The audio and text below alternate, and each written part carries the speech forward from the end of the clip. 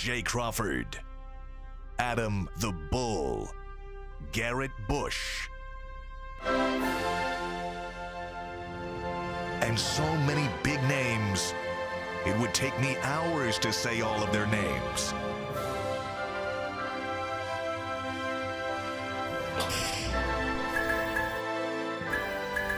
The ultimate Cleveland sports show. Booyah!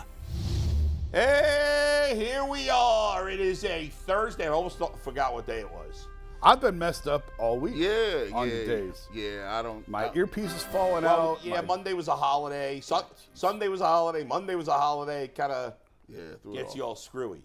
And that makes me think, you know what? I think I was wondering when I left the house at like 10 or 10:15, whatever it was, why my garbage had not been picked up. But I think garbage got pushed back. Ours Monday did not. Was a holiday. Ours stayed regularly. Yeah. But who knows? But maybe it does. I don't know. I mean, usually when there's a Monday holiday, we get the garbage day pushed back. I don't know. Yeah, man. These things we're all trying to figure out.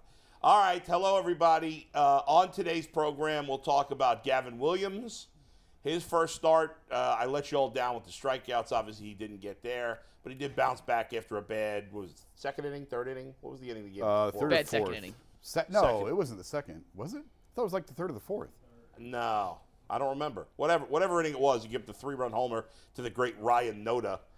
But then he did bounce back and pitch pretty well after that. It was a bad third inning. It was the third We inning. were wrong. Yeah, Third yeah. inning. And Shout then out Earl for being right. It ended up being a very exciting inning ending to the game. We'll get to that later. Nothing has me more pumped than breaking down who the Cavs might take with the 49th pick in the draft. Beautiful. I mean, we're going to get in-depth analysis. Jason has been studying draft prospects for months. I've been studying just my for Little this League day. roster for months. Not You could have gone with it for 10 more minutes. No, he's just like, let's blow that out the water. No. Get that out of here. I got one prospect name. I don't care. That's it. I've been looking at him. If they don't grab him, I'm going to be and I think you McNuggets realize has whoever they one. take isn't going to play, right? Yeah. If they stay at 49. If they stay at 49. Like he might play in 2027. Oh, it's up in That's my eye. crazy. Are they buying a pick or something? Are they trying to get in the first round? Who knows? All right, we'll get to it. We'll get to it. By the way, hopefully we all don't get pink eye because one of the kids on my team ended up getting pink eye yesterday. Are you rubbing your eyes? And Alan just was rubbing my eye. I'm like, oh, God. And you came to work. And you Was he one of the came ones to that came work. in? Well, I didn't have any symptoms of pink eye. He's one of the ones that came in studio? Yeah. Oh, my God, Bull.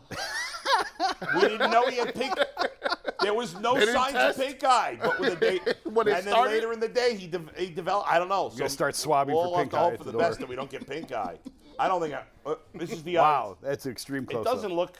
I think it's in your head right now. Your eye My looks eye's fine. just itchy. It feels like I got like a hair in my That eye. little corner. Eyelash. Hey, that's one of the three things that'll ruin your day. What? An eyelash in your eyeball, Oh. kick in the corner of the bed when you get up to go to the bathroom, or accidentally slamming your pinky finger in the door. All right, You're 2 dead. and 3 are 100% right. Even worse than 1. This happened to me once. I somehow got like dirt in my eye, Yeah. and my eye was killing me for hours. Yeah. I'm like trying to get it. I'm trying to put water in there. Do that with contacts. Oh, yeah, I The don't have tiniest speck feels like a rock. It's scratching in your your eye. eye. It's awful. I'm it's not awful. I'd rather get LASIK before I mess with no contacts. I ain't can't doing get LASIK. Really? I haven't. 10 years ago, I was not a good candidate because my astigmatism was so bad. They So said I you couldn't. you legally blind. It's pretty bad. Like on this eye, it's one of them. I don't remember. It's pretty bad. Without contacts, it's bad. Yeah, they put your face on that thing, you be looking Let around. Jason out of the house without contacts. I do not have an Iowa State shirt on. Yeah, everybody thinks it's well. Everybody meaning me It's, and it's, G. it's Avon Lake. There you go. Chris from Lake T Apparel in Avon Lake gave this to my wife for There me, you go. and He's a said fan he of the show. loves the show, so he watches all the time. And I told him I'd wear it on the show. He does all the shirts for our swim team. Okay, in cool. Avon Lake. It's a nice shirt. Yeah, very it's comfy. it's It cool, is. man. Yeah. It's great. I was at the gas station. Yeah. I met a guy named Amari. He's going to bring me jerk chicken. He loves it every single day. He said, I watch you guys at work. He's like, I watch you at work, and they have not shut me down yet. Every single day I say, That's so shout out funny. to them. So All right. I appreciate well, you. now that we're telling these stories, I got a similar story. So I took my wife to the doctor, and then my son and I went to breakfast. Place I hadn't been in years. I thought this place was closed. There's a little tiny diner in Lakewood called the Place to Be, or That Place to Be. I can't remember if it's the or that. Anybody heard of this place?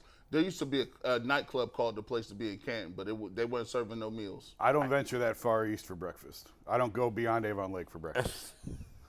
Now I got to look it up to get the exact name. The Place to Be or That Place to Be. It's the This place. is riveting TV. Yeah, right? Oh, don't worry about it. It's 5 seconds. I love Let's when watch people say- Bold Google the restaurant. I name. was What? When you tell Steve take tag board full, that's great TV. right.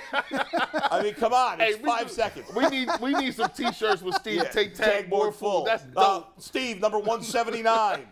And I'm like, what happened to 166? Like, it's just like, did we have these Hey, numbers? we're trying to get Leroy Horn up. Kill time for 3 minutes.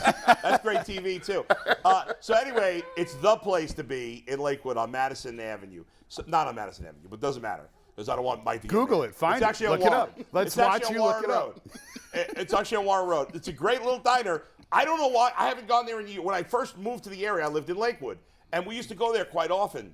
And for whatever reason, I thought it had closed down. I don't know why. put it but I always out. liked it. And then somebody told me they went there the other day. I'm like, that place is still open? Awesome. So I dropped off my wife at the doctor. My son and I went for breakfast. So we're sitting there, and this guy is like sitting diagonally across from me, and he keeps looking at me. This happens all the time. Yeah. He's looking at me. You can tell I can tell he recognizes me, but he doesn't know what to say, whatever. So finally, I just look at him back to force him to act. What's up, bro? And I just kind of smile at him, and he goes, it was like he didn't know what to say. He's just kind of staring at me, and then he goes, the Browns are going to beat the Bengals week 1. He didn't say hi. He didn't say I like the show. He just said, thing to the Browns say. are going to beat the Bengals week 1. So I started laughing. I love And it. I'm like, we'll see. They might. Yeah. It was so funny. So we had a conversation for about 30 seconds. He never told me his name, but anyway, shout out to that guy at The Place to Be. Sorry, Mike. Take us to some magnificent TV right now, will you? No, it's not the story. I love the story. Yeah. It's the act of looking up the Looking name up, of a yeah. restaurant. that whole 10 seconds really spoiled the day. Hey, So give listen. him one more shout out because actually I was laughing. I missed the name of the diner. What's it called? The Place to Be. The Place to Be. Well, the Tiny- Place to Be. By the way, it was the quickest meal. Like, yeah, fast food you get pretty quick.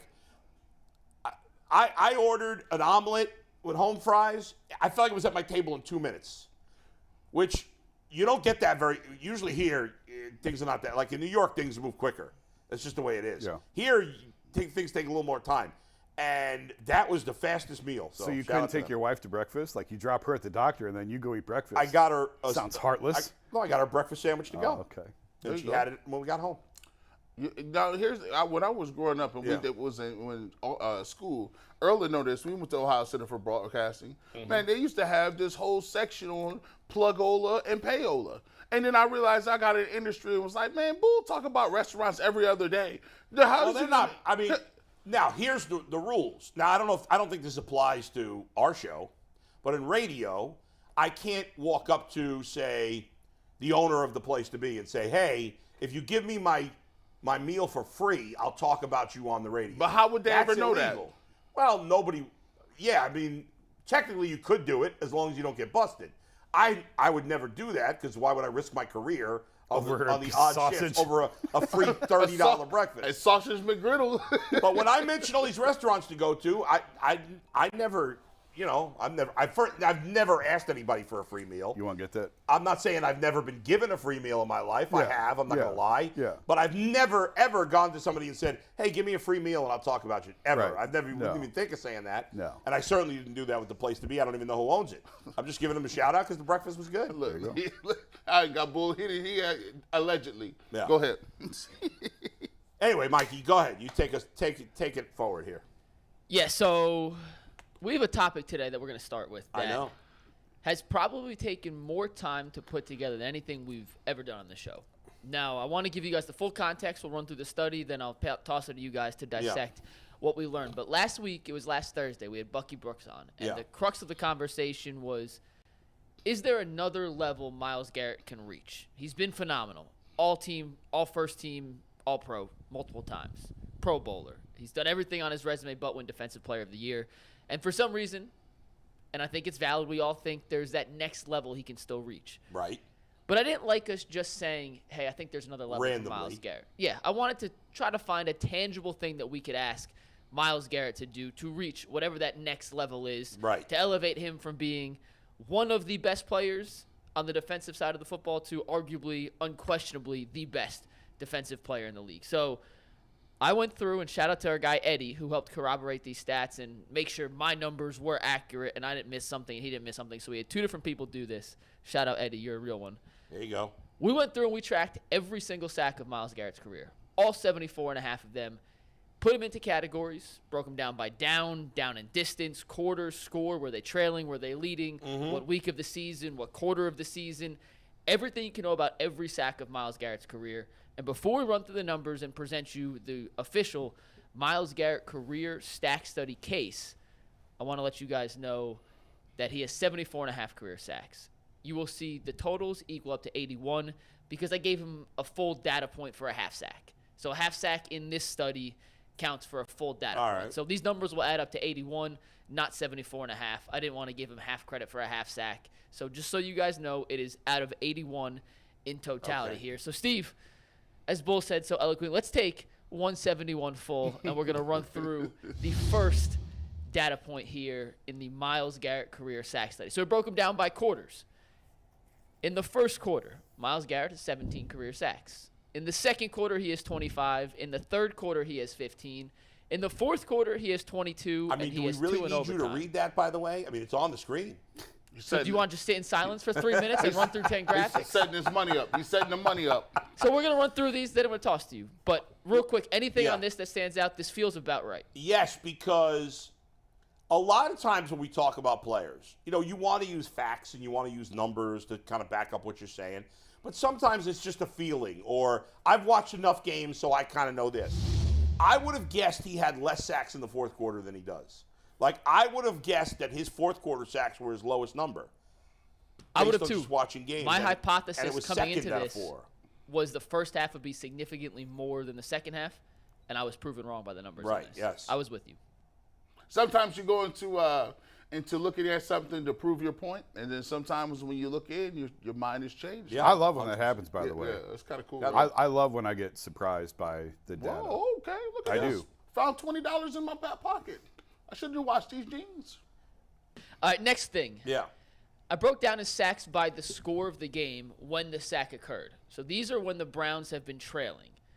So he has 20 in a tied game. You'll see this on both graphics. Of his 81 sacks, 20 have came when the game is tied. When the Browns have been down by 17 or more, so a blowout, he has 5 sacks. This is out of 81, remember. When they're down 8-16, so more than a one-score game, essentially a two-score game, he has 7 sacks. And when the Browns are down by 1 point to 7 points, essentially a one-score game, he has 12. When they are up, Steve, we can take the next one. Once again, you'll see the same 20 there on the tie game score. When they're up by 1-7 in a one-score game, he has 17 career sacks. When they're up by 8-16, so a two-score game, he has 15. And when it's a blowout, when they're up by 3 scores, 17 or more, he has 5. So the majority of his sacks. He probably haven't been up by 17 or more all that often. No, only 5 times. No, I'm playing. Yeah, not too often. But Right. I the think majority these of the numbers- sacks have come when the game's relatively still within hand. These numbers are, I don't know how valuable any of those Well, numbers I'll are. tell you what I like about Yeah. that. I'll do it a little bit. I'll turn it a little bit Yeah. differently than how Mikey did. 49 of the 81 came when it's a one-score game, either up, down, or either up by 7, down by 7, or a tie game. 49 of the 81. That's pretty good. No, that's a big That's play. like it's Is money it? plays. Do we know how that compares to the other great pass Well, rushers? no, That's I'm just looking at his. Yeah. We have a total pie of 81, Yeah. and 49 of the 81 came when it's a one-score game. That's money plays. So like that's got to have at moments. You could dissect it in 2 ways, right? A lot of people don't put too much stock in PFF. If PFF puts his grade as the highest in the league, and you're like, well, I don't really see the production. I think he could do a little more. Maybe I'm missing stuff. So now you take that grade and you say, okay, well, set that aside. Let me go look at the film. How many sacks and what does his production look like, and when is his production coming? And if his production is there around games that are tight, that's another thing you could put in the basket and look at it in another way. In fairness, when you kick off, it's 0-0. So Right. if he's getting sacks, first quarter sacks in his tie game, I think a lot aren't of as that important could be as fourth misleading. quarter. But You I'm know- just saying, if it's a one-score game either way, Right, but what I'm saying is the majority of the time he's out there, it's a one-score game or tie game either way. The majority of the time he's on the field, the game is within 7-8 points the majority of the time. So I would think any pass rusher is going to have the majority of their sacks in those situations. Well, yeah. Well, you would have to look at the data. You're going to have more pass rushing attempts in those situations. You'd have to look at the data. Most games are closer. Yes, most games. I mean, most NFL games are what, 3 points or less. Yeah, I and think. certainly for the first quarter in every game or almost every game, it's going to be It's a within one-score quarter. game. Yeah. You know, so like he has a lot. You know, so a lot of your first and so there's listen. To do all the context you need for this to be perfect, Mike would have to spend 2 weeks on this, if not more. This took 4 hours to put together. So 4 hours is a lot, and he did a great job. But there is some context that we're going to get to the money one here in a minute. Yes, 100%. I think also one thing you didn't do here, and again, I don't say it to be critical at all because you did a lot and you did a great job. But one other thing after I saw all the numbers that I said this would be interesting is breaking it down by the quality of opponent. I'd be curious. I have for that. opponent.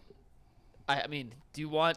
We'll do it. Let me sort it at the end, but I have it by opponent as well, so we'll get to that. All right. As far as the one-score games go, I was a little surprised fewer of his sacks weren't in the blowout category because I know they've been down a lot more. I thought he'd have more in the category just by naturally being.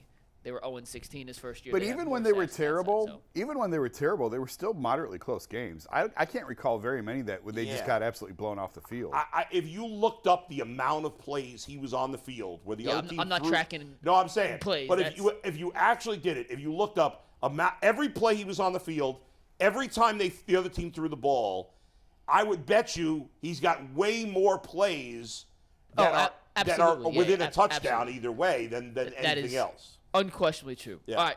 Next up, I did sacks by down. This was just more interesting. I don't think this really tells us anything. But of his 81 career sacks, the thing that stood out to me is he has 0 on fourth down. Mind you, very few opportunities to rush the passer on fourth down and get sacks. Yeah, most of those are probably runs, or a lot of those are runs. He has 33 on third down, 26 on second, 22 on first. To me, that lined up pretty much how I would expect. And third down, when you're getting graded as defensive ends and players, third down is looked at as money down. You get paid for third down. If you get production, tackles for loss, sacks on third down, that's more production than on first or second down. They always say you got to stop people on first and second down to earn the right to get to money down, which is third down. He has 33 sacks on third down, which is more than the first 2 downs.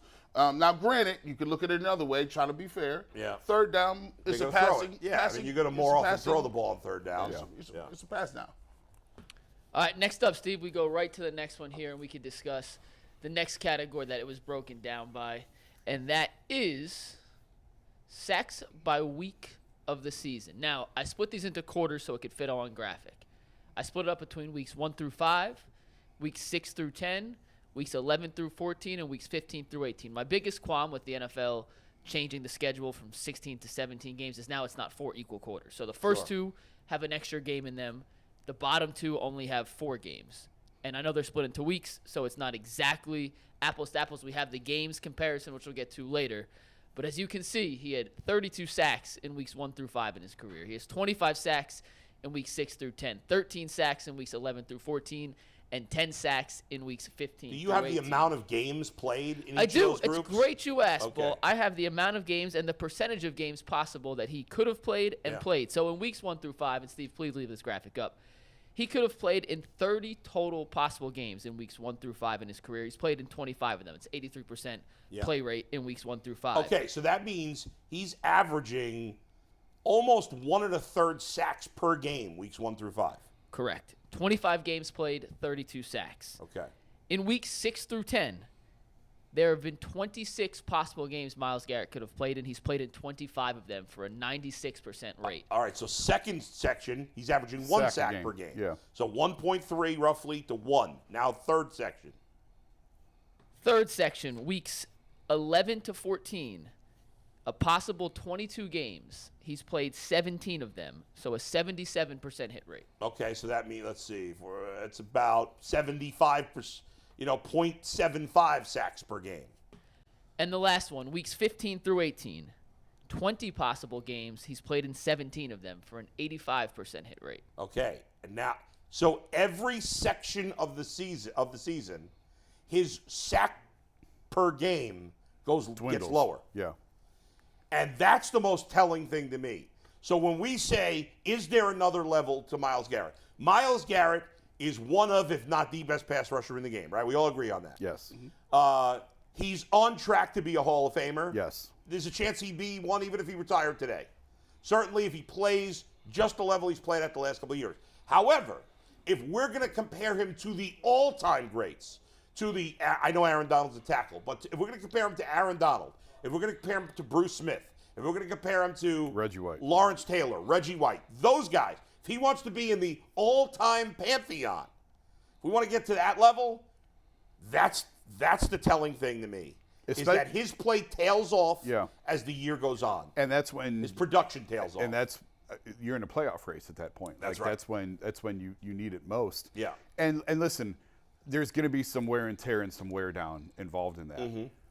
But when you look at weeks 11 and on, I'll even combine the whole thing. Yeah. From 11 through the end of the season. Yeah, he's averaged. He's what had 20. Can we see that again? What was the last 2 seconds? Can you put that back up one more time?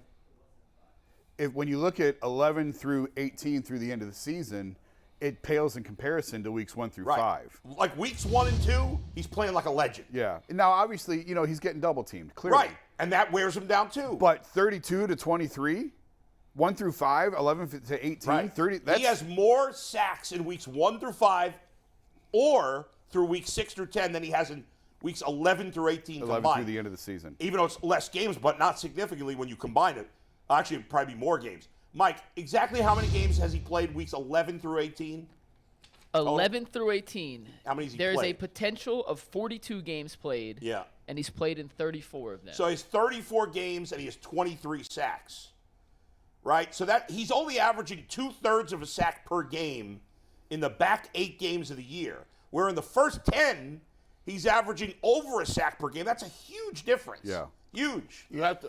The way I look at it is like this: there is going to be attrition. So when you are coming into the league and you're a pass rusher, and you look at the Browns roster, there is nobody in 7. What did he play? 6, 7 years. There's nobody who has been a consistent threat anywhere else on the defensive line. So that's right. That's fair. If you are Myles Garrett and I'm a coach, it's very easy to take him out of a game. Here's what we're going to do. You're going to get double teamed, and we might put a back over there. Well, then might put a tight end over there. But why are they not doing that early in the season? Or why is he able to beat it early in the season if they are? So if you think about it, it's early in the season. You got more energy. By the time you get to week 13, 12, you playing with guys that you've been getting double teamed the most out of everybody in the entire league. Yeah, he's always near the top of that category. That is why I've always said, you cannot just lean on Myles Garrett. You gotta bring somebody else. Well, this year will be very telling. Yes, because he has by far more talent around him on that line than he's ever had. Mm-hmm. He has another guy that's been a premier pass rusher. Yes. He has a young guy that's an up and coming, appears to be at least a solid pass rusher, and he's got the best defensive tackle he's ever played with. Yep. So he should have a monster year. He should not get double teamed as much. Now, he's Myles Garrett. He's one of not the best player. He's still going to get double teamed, but not as much. Yeah. Not as much. Because the other guys will be able to take advantage of those double teams more than other players have in the past. For me, like when I watch him, there's some things that I would always love to see Myles Garrett do. Like, I think he's never really played in a system where it was all about penetration. He is so explosive off the line of scrimmage. Super. Oh my gosh, just stepped in that one, G. Bush. Yeah. Greg Williams used to be like, I only want to see you do one move. I look at it like this: like he has to get to a point where I need the penetration sacks. I need the. Oh my goodness, Myles Garrett just made the running back have to go completely the other way because he's in the backfield again. Right. For me, it's the tackle for losses. To me, it's those splash. You could have splash plays in terms of your pass rush. Of course, you get paid for sacks. But you can also have tremendous splash plays on first and second down where you're just completely disruptive. Mike, how old is Myles Garrett now? Can you tell me his exact age? Myles Garrett today 27? is 27 years old and 175 days. So halfway to 28. Oh, okay. I got you. 27 and a half. So he's You asked around, for his exact age. I gave it to you years and what is days. his birthday, in January? December 29th. Okay. So he'll turn 28 at the end of the season.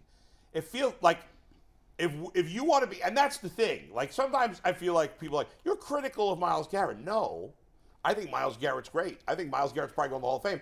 But I want to put him in the category with the all-time greats, and he can't be there. You get held to a higher standard. That's right. And he can't be there. He certainly can't be there if he never wins a Defensive Player of the Year, which he's never won.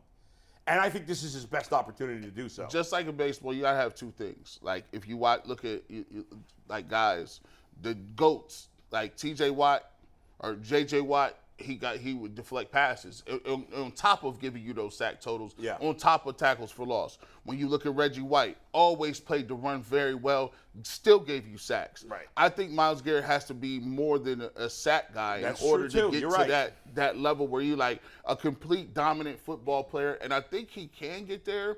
It's just and also throw that kind of on the opposite end of the spectrum. It's like if the Browns were good, we'd have a different perspective, right? If the Browns were perennially in the playoffs and winning and winning and up for the division, you naturally get a boost. So some of those years where you got 16 sacks and you may not be All-Pro, or 16 sacks and you didn't get many Defensive Player of the Year votes, that changes if you have a team that is consistently playing and is good. And so that's where I think he kind of gets mixed with T.J. Watt a little bit, because T.J. Watt is playing for the Steelers, who already come with a cachet for defensive players. So you automatically kind of get that piggyback. And they're a playoff contending team. I think that also plays a factor in it as well. It's funny you mentioned T.J. because, Mikey, don't you have the graphics for some of the other That teams? is where we're going next. Yes, so we just did by quarters of the season based in weeks. Do you have games? We do have games. Okay. So we're going to start with Myles. I'm curious. And we did this for Myles, T.J. Watt, Micah Parsons, and Aaron Donald. Now, they all have different amounts of sacks, but we'll see a trend different here. amount of games played. Okay. Different amount of games played. Yeah. Micah Parsons only played 2 seasons. Yeah. But we'll see if the trends can be comparable and if there's any outliers between these 4. Now, this is exact comparable to comparable. Weeks, or this is not weeks. These are games. 1 through 4, 5 through 8, 9 through 12, and 13 plus. Thanks, Pro Football Reference, for having this easily sortable on their website. In the first 4 games of the season, Myles Garrett has 24.5 sacks. In the second 4 games of the season, those are games 5 through 8, regardless of week, 24.5 sacks. Games 9 through 12, it drops till 12. And then in games 13 plus, because they added a 17th game. Again, very similar to what we saw. Stark with the, drop-off after big drop the second half of the season. Now let's go to the next one, Steve. We'll go right down the line. We have 4 in a row of the same breakdown. These are exactly the same categories broken down. For T.J. Watt, games 1 through 4, 18. Games 5 through 8, 20. Games 9 through 12, 19. Games 13 plus, 20.5. Now, I don't know what his games. I don't know if there's a big. I don't have their outside games of last breakdown. year. I don't think he's missed any significant Just time. the consistency of that, though. You Right. don't need the games. But if he had played a lot more games in one than the other, but he's never really been hurt outside of last year, I don't Right. think. So, I mean, that's incredible consistency. Right. And I don't have the game breakdowns for the other guys. This is the only stats for them I have. Next week, we're going to come back and try to get more apples to apples for the rest of these. But for today, this is the only comparable graphics. And I think ultimately that's why a lot of people think T.J. Watt's a little better than Myles Garrett, because he's been more productive late in the season. Yeah. When things are on the line. Not to mention the Steelers have played more big games than the Browns have. Yeah. In the regular And I'm season, sure, I mean, in their careers. You're a professional, you have to do it, but I'm sure it's hard to get up for some of these November, December games doubt that when you're Myles out has of been it. involved in. Yeah, You're out sure. of it. The organization's on fire, and you're expected to go out there and compete. That's right. But at the same time, this is your legacy on the line. That's right. And you're getting paid a lot of money. You're getting paid a lot of money, and if you want to be the greatest, then you have to figure out how to do it. Right. We have Okay, 2 that's good. more Yeah. pass rushers in the exact same breakdown. This is Micah Parsons, who's only played 2 seasons, much fewer numbers, but the trend similar here to Myles Garrett. Yeah, look at that. 6.5 in games 1 through Well, 4. I wouldn't say it's similar to Myles Garrett, because the third group he's actually is his best. Well, look at 13 and on. Yeah, but I just don't know, like 4.5 or more 6.5. similar than to T.J. Watt. He falls more towards the Myles Garrett side than the T.J. Watt. It's kind of I'm not between. splitting them in 2 different categories. Yeah. I'm just saying this is the breakdown here based on games 6.5, 6.5, 9, and then Now, 4.5. he hasn't played, Also, obviously. yeah, we don't enough. have the very big sample size. It's not on enough of a him. sample size, because right now 1 through 4, 5 through 8, and then 13 plus is only a 2-sack difference. Yeah. So I where's it going to go? I think he's almost to the side because it's not enough games. Then we have one more, Aaron Donald, who's who played plays the most games, obviously. bit of a different position than Myles Garrett, defensive tackle. But he actually is a slow starter. Only 17.5 in games 1 through 4, 33 in games 5 through 8, 26.5 in games 9 through 12, and then 26 in games 13 on. Yeah, I mean. So TJ and Aaron Donald are in a class of themselves. Yeah. Based on those now, numbers. Yes. Now it's a little different. He's not as consistent through top through bottom. But I would take that. Oh, of I course. would take that Aaron Donald over piling up sacks in week 1 Aaron and Donald's 2. the best defensive lineman we've seen since. Maybe ever. I don't know. No, not ever. I don't know. I'm not taking him over Bruce Smith or Reggie White. I think it's he's different best. positions. He's the best defensive tackle. No, that's what. Oh, I thought you meant tackle. No, best tackle probably. No, he's better than Bruce Smith to me. Really? Oh yeah. Oh, I'm taking Bruce Smith. And he was better than him a couple years ago. I don't know how you compare a tackle to an It's end. hard. It's hard. Because if you got a 3 technique who's giving you that is that's like saying Joker giving you 15 assists at center. No one has seen that. Yeah, but you know what? First of all, now there's advantages and disadvantages. Teams throw the ball way more than when Bruce Smith played and when Reggie White played. Yes. So there's more opportunities to get sacks. Yes. On the other hand, there's a lot of advantages for the offense in terms of like defensive players can't beat the crap out of offensive linemen like they used to be able to. Nope, you can't. You can't touch nobody. Once we're debating Aaron Donald versus Bruce Smith, it's pretty hard. It's Hall of Famers. Yeah, and all-time great versus all-time great. Who's the better all-time great? It's tricky. Go ahead, Mike. So we have 3 more things that we broke down. This is just back to Myles Garrett here by field position, which I was interested to see where a lot of his sacks coming when the other teams were backed up. How many were in impactful positions when teams were driving. Okay. And it's about what I expected. Of his 81 sacks, 56 came in the opponent's territory, which I think makes sense. 25 in Browns territory, 11 when the other team was in the Browns red zone. So about 1/8 of his sacks, which to me, and I'll confirm this next week, that seems like a really good percentage. Red zone sacks are hard to come by, but that feels really good to me. And then 14 came between the 21 and 49-yard line, 7-7 split. I assume he's had a lot more plays in his opponent's territory than in Browns territory. Even with the Browns being bad, it's still there's going to be drives where you never play in your own territory. So it makes sense that's high. You're saying you think 1/8 of the sacks in the red zone is a good number. It might be. I don't know how. Yeah, that's what I said. I'll do the deep dive next week to compare. No, but to me, that feels pretty good. And I thought we were going to see some other stuff in this research, and I was proven wrong. So maybe this will be another thing. It's been fascinating. You could literally spend a month trying to get all the data you can, and you still might not have enough to really. It's fascinating. I really think the stuff about how he's really tailed off late in the season is telling. I think that's a big thing. I think that's an area he can improve. And G brings up a good point. Like Myles Garrett in the run, the tackle for loss. That's not something he's been a big impact guy doing. Yeah, that part of his game could increase too. As good as he is. It's just crazy. Well, it's not really crazy. I think there's a little bit of this as well. Like I think when you go back and look at it, like if you go back and you look at the people the Browns have drafted, I think Myles Garrett is the anomaly, and sometimes he gets penalized because the Browns have been so terrible around him. No and doubt. And plus there's an underdog mentality. Like we in this city love underdogs. Like you go back, you go back and check out some of the quotes that they say about Colt McCoy or Brian Hoyer or different things like that, and you'd be like, oh well, they got to be patient. He could do some things. We see some glimpses, right? And we'll do mental gymnastics for guys who don't reach a certain physical stature or production rate, right? You're a 3rd-round pick. We love him to death. Myles Garrett is actually the one 1st-round pick that showed up and was as advertised since he got in the league. He's one of the players that we could say, besides Joe Thomas, where you could say any conversation that you're having for the best at his position, he's in that conversation. So sometimes when you look like that, and it looks almost as if you can do anything, it's kind of a thing where you're like, well, we have to nitpick him a little bit. Right. So, in some of the same ways that we nitpick LeBron, right? In the beginning, we told, hey, LeBron, you ain't taking the final shot, right? But at the end of the day, he was making the right basketball play, right? He wasn't the best shooter in the world at that point. So he's like, okay, I'm going to make the basketball play. But as you get older, and if you want to be known as the GOAT, you got to take that shot. The same way, if LeBron said he wanted to be the best, Myles Garrett said he wanted to be the best. So when you say that, people going to judge you based on the all-time greats, not just your peers. I think another thing that factors against him, it's not fair. I think at least subconsciously this factors in. I think I've let this factor in for me, and it's not fair. Myles Garrett's very mild-mannered. He doesn't seem like a killer out there. You know what I mean? Like when he talks to the media. He plays Elton John in the locker room after games. Yeah, like exactly. I love it, but it's not. And he's got his own cat. Halloween stuff. He's his own cat. Yeah. You know, like whereas T.J. Watt seems like he's a killer.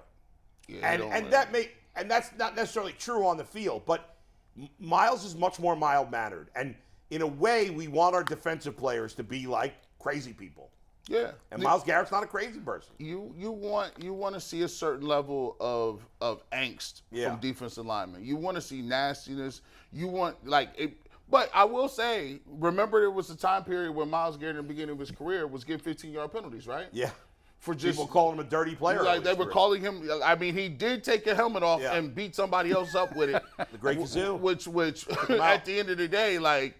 He's lost some games because of that, but he has a mean streak to him. It's just you're right. He likes dinosaurs, right? And that's like Ray Lewis was scary. Yes, Ray Lewis was scary. Very scary. He was very scary, and he was about that life. Right, exactly. And Myles Garrett's like he's going into the library and studying books. And here's the thing too, and I don't just say this. I think for him, I would not be surprised if he wakes up one day and he's 29 and he says, I've had enough. I wouldn't be surprised. Like Jason, you've talked to him. Would you be surprised if he did that? No, I wouldn't be surprised. I think he's the Calvin Johnson of defensive end. He hasn't really been hurt. He wants to do other things. It looks like sometimes the game just bores him because you could always see a group of people who have aspirations to do other things, and they think out of all the things in the world, I just got to devote this much time to football. Yeah, I wanted to go do something this with my prime. Yeah. I wouldn't be surprised if you didn't see him, take a snap after the age of 30. It'd be fascinating. Well, I hope that doesn't happen. Mike? We have two more to get to. Yeah. And these last two are brought to us by the USFL. Good. Playoff action is here. Check them out at USFL.com. See the Maulers take on the Panthers in the first round of the playoffs. Hopefully Boogie has a speedy recovery from his knee injury, and you can check all that information out at USFL.com. Two more Myles Garrett stats to break through, and then we will get to the rest of stuff. I broke down his sacks based on yards to the first distance marker. He has 15 when there was a 1 to 6 yards to go. He has 20 on 7 to 9, and when it was 10 or more yards, he had 46. That makes sense. More passing situations, pin his ears back, get to the quarterback. And the last one I wanted to break down, because I do think this was pretty cool for Myles Garrett, I broke down his fourth quarter sacks. Steve, you can take the next one here. And in the fourth quarter, he has 22 career sacks. 9 have come while the Browns are down. 13 have come while they're ahead. 7 came in one-score games. 16 have come in two-score games. That's out of 22. So 16 of his 22 fourth-quarter sacks have come when the Browns are within 2 scores, either up or down of the opponent. Meaning, for the most part, the majority of his fourth-quarter sacks haven't just been garbage time, which I do think does count for something here. But a 2-score game is not garbage time in the fourth quarter? Well, it could be... Not if you're playing like 10 against points. Not if you're playing against the Browns and you get on the side kicks. Yeah, fair enough. I mean, do you count 10 points as garbage time? I guess it depends on the exact scenario of the game. 10. I'm nervous as hell when the Browns is up 14 or 17 with a minute and a half left. 30 seconds after left. what we saw last year. Fair enough. Yep. All right, that was a good breakdown. Nice job, Mike. Good work. Any final thoughts before we move on? Final thoughts on I need a deep dive. First of all, before my final, I need a deep dive. I need a Deshaun Watson deep dive like this. We've seen your capabilities now. On those 6 games, I don't. No, I'm talking about the new ones. I want I got to have that breakdown quarterly and weekly. From his Houston days or this year? No, this year. At the end of the season. Yeah. Oh, yeah. End of the season. Yeah, Mike, we're going to need you to do that every week for Myles Garrett's passing attempts. I agree with you. Yeah. But he's in contention for best in the game. But like you said, bro, If you said it, we didn't tell you you wanted to be defensive player of the year. You said it, my man. So that's fair. If you said it, that's what we're going to hold you to. Yeah. All right, Mikey. All right, well, appreciate you guys sitting through that. A lot of information. I like numbers. Really hopefully we learned a little something, and hopefully when we say in the future, hey, we need more from Myles Garrett, now we know exactly what we're asking for. And we'll do that. Consistency for the whole season. Consistency for the whole season. I think that is a takeaway we can all have. And I'll try to do some other stuff with Deshaun Watson and Chubb. And we have a special Chubb thing tomorrow, actually. A little teaser for you guys. Special Chubb thing. I don't think you could find a single thing negative about Chubb in terms of. It's not negative. I promise it is not a negative. It's going to be a fun thing. But we're going to do something next year, which also relates to Myles Garrett in a way. ESPN released an article earlier this week that named the current GOAT at each position on the football field and the current player with the best chance to replace said GOAT. So, for example, Steve, you could take 180 here. Tom Brady's the current quarterback GOAT, and ESPN says the potential GOAT here is Patrick Mahomes. Wow. No ESPN surprise really here. went out on a limb on that one. We're not going to go through all the No, I know. What else can you say? What else you want? We're not going to go through all the scenarios, but there's 2.5 that stood out. We'll start with quarterback, and we'll add Deshaun Watson to this category. At running back, their current GOAT was Jim Brown. The potential GOAT was Nick Chubb. What do you mean we'll add Deshaun Watson to this? Whoa. Is this for our team or the whole league? This is for the whole league. Okay. I just want to throw Watson in there. If you think he's going to return to even better than Houston form, then maybe he could wiggle his way into that conversation. I don't think he'll ever. No. To be the greatest of all time, no. Okay. I just wanted to put his name out there as a potential. Could he be in an all-pro conversation? Sure. A Pro Bowl conversation? Absolutely. Yeah. Greatest of all time? I don't see it. Just want to throw it out there. At running back, they had Jim Brown as the GOAT and Nick Chubb as the potential GOAT. And at defensive end, Myles Garrett was in the honorable mention list. They had Lawrence Taylor as the GOAT and Micah Parsons as the potential. Taylor's the current GOAT, Parsons as the potential GOAT. So I wanted to ask you guys, we'll count Watson out. Of Chubb or Myles Garrett, who has the better chance to end their career as the greatest of all time at their respective position? I don't think it's close. I think it's Chubb. I don't think either one will, but I don't think there's any way Myles Garrett's the greatest pass rusher of all time when he retires. How many I think Chubb's got a legitimate shot. Now to be the greatest running back ever? I think he does. How long he got to play? It depends if he. Okay, Nick Chubb's been great since the moment he came in the league. How many more great years can he play? If it's 1 or 2, then no. I'm not saying it's likely that it's going to happen. I'm saying, I'd give it a 5 or 10% chance, which I think is a high. I think Myles Garrett's got 0 chance. See, I'd go the other way. I think Myles, based on the league, I think Myles has more opportunity than Nick, just because rushing yards, rushing totals, look at how much they ran the ball in the 8. I know we're not just going to compare rushing yardage totals. Yeah, it's not just that. I mean, there's more to it than that. But he's got to finish pretty high on the career list in rushing yards to be considered in that conversation. I just don't know that teams are going to run the ball enough to give him that many opportunities. I just think it for him, it's how many years can he be great, even if it's less carries. Because you look at some of the stuff like in terms of yards per carry, you want to go he's one of the greatest of all time. I've said before, I think there's 3 Hall of Famers on this team. Yeah. Bitonio, Myles Garrett, and Nick Chubb. And they've won nothing. Nothing. They've had those 3 guys a while. That's an indictment on the organization. Aren't they the 3 longest tenured players? I know Bitonio and Garrett definitely. No, the long snapper, Charlie Hewlett. He got it. Yeah. I mean, Jason and I both at the same time. Who cares? He got it. The all-time sack record is 200. Yeah. We talked the other day. He was on. I haven't looked lately, but a couple years ago, he was on pace, stride for stride. He was. He has the 6th most sacks through 6 seasons, just to FYI. How many sacks does he have? 6 seasons, 74.5. He's not getting 200 sacks. So even if he gets 16 a season for the next 6 years, he's not. He still only have 170.5. He would have to put together. He'd have to average 20 sacks a year. He would have to drop a 20 this year, a 20 next year, and then get us 16, 15. I think there's almost no chance. The more I think about it, even saying 10% on Nick Chubb is way too high. Yeah. I think Nick Chubb's got a 1% chance of being the greatest running back of all time, and I'll give Myles a 0.25% chance, which, by the way, is a huge compliment to give them anything above a 0 of a guy potentially being the greatest in their position. Real quick, should Bitonio be in this conversation? I didn't think of Bitonio. He's a guards guard. are hard. I mean, he's a guard. Guards are hard. He don't even if I tell you who's the best guard of all time, who do they have?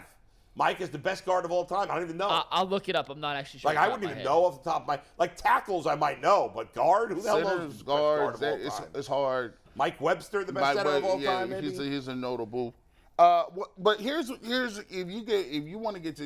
if Myles Garrett could get the single season record, say he breaks that, that's 22 and a half, right? He breaks that for Michael Strahan, right? So you can get that record. Then say, okay, let's if he can break that record twice and said I broke it and then did it again, and he gets to about 170, 180 sacks. Yeah. I just can't imagine. And again, Myles Garrett's amazing. I can't imagine unless his game goes like just completely off the charts. Great. That 5 years from now I'm going to be saying he's better than Lawrence Taylor. Well, I just don't. I can't imagine that I would ever say that. He would, and then also he would. Now, this is always the cheat code. If the Browns win the Super Bowl, if Myles Garrett is the best player on the team, that gives them a lot of cliche. That gives them a lot of cachet. Yeah. Especially if they win it. Like, he would have to win a Super Bowl or go to the – like, if the Browns win the Super Bowl, that's inflated stats. People are going to give him credit for that. But I can't imagine the Browns winning a Super Bowl if he's the best player on the team, honestly. That's how good he would have to be. Right. Like Aaron Donald. He won the Super Bowl for the he sealed Rams. the deal. I mean, he did. That sack, if he doesn't get that sack, the Burrow probably throws a touchdown. They win the game. They win the game. Yeah. It's very I'm not unlikely. too bitter of that, It's very unlikely any of these guys we're talking about are actually going to get there. Yeah. I just think with the way they're throwing the ball, the opportunity. Now, we also just said Myles could walk away from the game early. That wouldn't surprise any of us. Yeah. But if he stays, if he does chase records, if he does chase legendary status, I think I love Nick Chubb. I think Myles has a better chance. I ultimately think, and it's so hard, we're splitting hairs. I just think Nick Chubb, by the slimmest of margins, is a better running back than Myles Garrett as a defensive lineman. If I had to choose. I don't know how you would evaluate that or gauge that. I just think Nick Chubb's more consistently great than Myles Garrett is. The only way, and that may be unfair. Maybe a lot of people disagree. The only way Nick Chubb could do it is if the Browns made a conscious decision to say Nick Chubb is going to play here forever. We'll figure it out. He'd have to play as long as he'd have to be great for like another 7 years.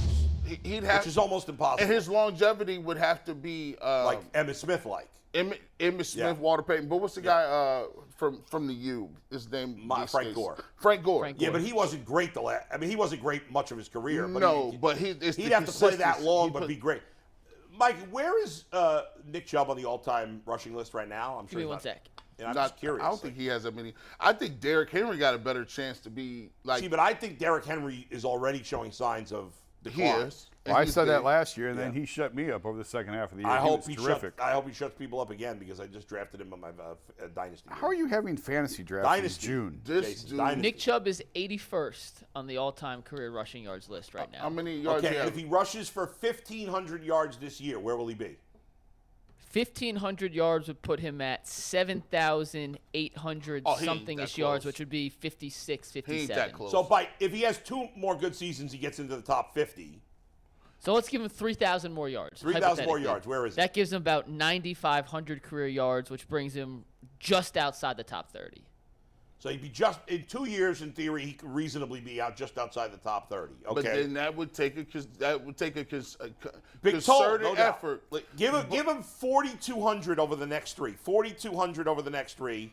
That's 14. That's 1,400. How old is he? That gives about 10,500. Yeah. Which puts him just above Tiki Barber at 27th all time. Yeah. Oh, he got 2. All right. So he's not getting to. No. If he has, what did I say, 4,200? Let me give you 5,500 in 4 years. Does he get to the top 10 with another 5,500? No. To get into the top 10, he'd have to have 6,000 more yards. He'd have to double what he's done in his career. So it's like I said, he has to be great. He has to be great, not good, great for at least 5. Didn't I just say 5 more years? Well, yes. Yeah. So he needs to average essentially what he's done. He just needs to copy and paste that for his career to get for 5 more years. Yeah. And then still do something after that. Yes. But 5 more years of this level of production would get him to the top 10. This is why I refuse to talk about Michael Jordan ever again. Like, because you talk about bona fide superstar players, top of their game, with a nice career already. And when you start to extrapolate how much they have to do to even get in the top 10, to be in the conversation, you start to realize when you look at LeBron James' stats, it's just the fact that he's already passed everybody, but he's still playing that well and getting that many points, and he's still racking it up. And it's just like, I mean, it's crazy. He's my GOAT, but I try and abstain from the conversation. So I remember as a kid thinking, oh, nobody's ever going to score more points than Kareem. I remember thinking that because he had I never thought anybody would pass him. Right. And now LeBron's going to go way back. I was going to say, he's still going. That's amazing. He put it out. Yeah. Before we move on, I want to ask this question, the big picture, not just the Browns. So I think Mahomes is the obvious answer of a current player who could become the GOAT. Yes. I think Mahomes, if I mean, I'd take Joe Burrow, but okay, whatever. Outside of quarterback position, is there someone else currently playing in the league that you think could make a run at their respective positions go? Like, does Jamar Chase or Justin Jefferson have a chance to catch Jerry Rice? I mean, Marvin Harrison Jr., clearly. He's the greatest of he already got 1,500. I think Chase and Jefferson both have a chance. Again, I mean, it's highly unlikely, obviously, it's but only just been asking. 3 and 2 years, respectively. Jerry Rice is so way ahead of everybody else. Yes. Well, is Travis Kelce already the GOAT at tight end? I was thinking that. I was thinking tight end. That's actually, well, they listed Gronkowski and the current GOAT. Yeah, I mean, to me, I'm taking Kelce over Gronkowski any day of the week already. Okay, I'm wrong. That is the answer. It's not Mahomes. That is the answer. Yeah. Bad job out of me. I mean, I think Kelce's already the GOAT. Probably. Probably. The guy's amazing. Remember, I don't know if you guys remember, he got hurt his rookie year, didn't play. And I don't think he's had an injury since. I don't think he played a single game his rookie year. Maybe it was the first game he got hurt. But I'm pretty sure he missed his entire rookie season. He played one game his rookie season. Right. He got hurt in that game, and he was out for the year. He played 11 of 16 games in 2014, and he has not played fewer than 15 games since. Yeah, I mean, he rarely misses a game since that rookie year. Where does his touchdowns compare to Gronk? Stop. Compared to Gronk? Yeah. Oh, this is devastating. He has, and give me a sec, he has 69 career touchdowns. Yeah. I mean, Gronk was always hurt. I don't know if this is updated. Okay. Oh, you don't want to know the answer to this? Why? Gronk has 92. Gronk out here putting up numbers. Why do I not want to know It's only 23 more touchdowns. No. Only 23? I mean, look, you got to think You about say only 23? Mike, how many did Travis Kelce have last year? Well, he got Last season? He got 57 now. No, he got more. He got 69. He had 12 last year, a career high. So he had 12 last year. So a couple more years. You're telling me in 2 more years he couldn't pass Gronk? If he has 2 more seasons of the best career of his life, yes. But He's showing no signs of decline at all. I know he's not young, but there's 0 signs of decline from him. I mean, but you got to think about it. And by the way, if Gronk ends, how many more? When they're retired, Kelce will, unless Kelce has a catastrophic injury in the next 2 years, I think he'll pass Gronk on the touchdowns. But even if he doesn't, by the time he retires, he'll be within 10. There's other categories. And I bet you in the other categories, he's way ahead of him. Well, I'm looking. What's their yardage? Tony Gonzalez has 15,000 He was yards. phenomenal. He was phenomenal. 15,000, bull. Yeah. He has 1,325 receptions. Yeah, it's crazy. Tony Gonzalez was awesome. So And Travis 111 Kelce, touchdowns. I got their head-to-head real quick. Yeah. Travis Kelce has played 1 more game than Gronk in his career. Okay, there you go. So the numbers are perfect. So these are almost exactly comparable. Right. Kelce has 814 receptions. Gronk has 621. Oh, that's a huge difference. Kelce has 10,344 yards. Gronk has 9,286. Big difference. When it comes to touchdowns, that's where Gronk gets the edge, 92 to 69. That's about it. All right. That's about it. So you said Kelce is how many yards? Kelce is almost exactly 1,000 more yards. So what's the number? 10,000? 10,344 as opposed to 9,286. And Gonzalez got 15,000? Yes. So I think by the time Kelce retires, he'll have about 13,000 yards, maybe more. I think he'll have around 90 touchdowns. Gonzalez has 111. You know what? Tony Gonzalez was phenomenal. I saw him play his entire career. I'd still take Kelce over him. I don't know. Gonzalez is a freak. Freak. Let me tell you this. Antonio Gates has 11,800 yards. Antonio Gates was a hell of a player. And Antonio Gates has 116 touchdowns. That's crazy. That's stupid. These guys have more receptions and targets than receivers almost. Yeah, I mean, it's crazy. Good. Listen, gracious. I still think Kelsey's going to put up huge numbers for another couple of years. I don't think that guy has any decline in his game right now. Any other position where we could have a new GOAT? Remember Jimmy Graham was good? Well, Aaron Donald, is he already the defensive tackle GOAT? Yeah, I would say so. Yeah. Are you just saying that or you know it? I don't remember who they put up there, and I just closed out of it. When Warren Sapp says he's been the best defensive tackle for 4 years, I gotta believe him because he's one of the best. She's just doing. What else? Any other GOATs? Any other potential GOATs? Linebacker, no. Safety? No. I closed the article. I'm not gonna lie. Don't All have right, it up. F you. Go ahead. All right, real quick, we do have a poll result to get anyway. to on this question before we pivot to some Guardians talk here. And we bring you a poll result from the YouTube chat. It's brought to us by PCC Airfoils. We're looking for a job with career advancement and great benefits. Well, PCC Airfoils is the leading manufacturer in Northeast Ohio. All locations of PCC Airfoils in Eastlake, Menor, Wickliffe, and Minerva are hiring for all positions starting at $18 and up, plus full benefit packages, paid time off, and a signing bonus. You can apply online at precast.com/careers to learn more. Over 300 By the way, you know what votes. would be a funny show, a funny reality show? You, Earl, and Anthony and Steve living in a house in Minerva.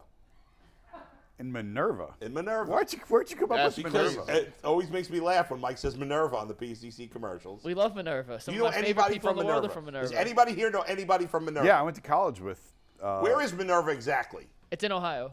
Of course it's in Ohio. It's not far from here. No, I know it's not that far, but like, is it east side? No, It's on south, planet like Earth. Kent-ish. Oh, Ish. Kentish. Ish. Kentish. Okay. Okay. All right, so we asked the chat. We had over 200 votes. Which current Brown has the best chance of being the GOAT at their respective positions? Yeah. In third place, Deshaun Watson with 8% of the vote. In second place, Myles Garrett with 39% of the vote, and Nick Chubb with 51% of the vote is our Well, the PCC chat usually gets it poll wrong, so winner. I'm not surprised. Usually wrong, but in this case, they're right. No, they're not. No, they're not. It's definitely. I mean, Watson's not even in the conversation at this point. Now, if he has a all-pro season this year, maybe. Oh, no. I'm just saying, maybe there's an argument for it. No. But He's got a long way to go to catch Patrick Mahomes. oh my God. Well, Patrick Mahomes still got to catch Tom Brady. Yes, but I was saying current players. Oh yeah. Yeah. Long way to He better go. play at least 40. Yeah. Patrick Mahomes has won more Super Bowls than Deshaun Watson's won playoff games. Oh my God. So, they don't belong in the same conversation right now. No, nobody in the NFL is in the same conversation with Patrick Mahomes. Yeah, I was about to say Nobody. that's not a knock. Nobody. I mean, no one in the universe is. Nobody. Like, He there's is no the man. No carbon-based organism is better. He is the Gorn. What? Greatest of all. Gorn. Gorn. Gorn. Greatest of right now. That's correct. Oh, I like it. I like it. Jason All right. answered it correctly with disdain, by the way. Disdain. Go ahead, Mike. I'm bored with this. Let's move on. It is 11:58, so we're going to enter the lunch hour of the Ultimate Cleveland Sports Show 2 minutes early. Whenever we do that, it's brought to us by the Colleague Companies Championship. Go check out your favorite senior golfers from July 12th through the 16th at the famous Firestone Country Club. Fun, family-friendly events for everyone. You can learn more at colleaguegolf.com. Bull, it was an up-and-down start for Gavin Williams. He did not get your 10 strikeouts like you predicted, 12. but overall, a win's a win. I was very disappointed because I was expecting him to come here and be just magnificent. He was facing a AAA lineup, and I expected him to dominate. He didn't. Obviously, in the grand scheme of things, it's meaningless. And it wouldn't surprise me if he went out his next start and did what I wanted him to do last night. But, he got beat for the home run by Noda in that inning. It was a 3-run shot. And he wasn't dominant. He wasn't overpowering. What did he finish with? 3 strikeouts? 4? 4 strikeouts, 3 balls. All right. Vegas had it right. I was wrong. I thought it was an easy over on the strikeouts, 5.5. But the guy's going to have a lot of great starts. He didn't pitch particularly great, but I give him credit. A lot of young pitchers giving up big 4 runs in the third inning could fall apart. He didn't. I don't understand why Francona took him out with 2 outs in the inning. I don't like doing that. He walked 1 batter. Let him get out of the inning. Let him pitch for 6 innings, whatever. I think most managers do that. But I like the way he bounced back after the terrible 3rd inning. Didn't let the game get away, and the team did a good job coming back. His velocity was down a little bit compared to what Zach and I were tracking it. And Right. he's been like a 98, 99, 100, Right. even He's not throwing 101. that. And he wasn't throwing that last night. Just something to I don't know if it was nerves or whatever. It's just something to keep an eye on. I would expect him to be back up in that 98, 99, 100 range as he settles in and gets comfortable. I thought Will Brennan had a huge catch in right field. I hope he's not hurt. Took him out of the game after that. I think that helped settle him down a little bit, Williams, because he really sort of rolled after that. It was he got banged around a little bit, but he's going to be. I think he's here to stay. Certainly with McKenzie. The only way he's not here to stay is if he gets destroyed. If he gets right, like Grayson Rodriguez, one of the best prospects in baseball, came up to Baltimore, was horrible, not mediocre. Even if he's mediocre, he's staying. He's probably here. It's only if he's just destroyed. Right. I think what got me, he had a big swing and miss rate like in the minors. The difference between the minors and you get up here is major league guys have better plate, discipline. There's some pitches that he threw last night I think AAA batters would have swung at and missed probably. But when you get up here, Major League Baseball guys are going to make you really pitch, and they're going to really hone in on what they want to do in that plate appearance. So I think his strikeout, he has good enough stuff to get swing and misses and strikeouts.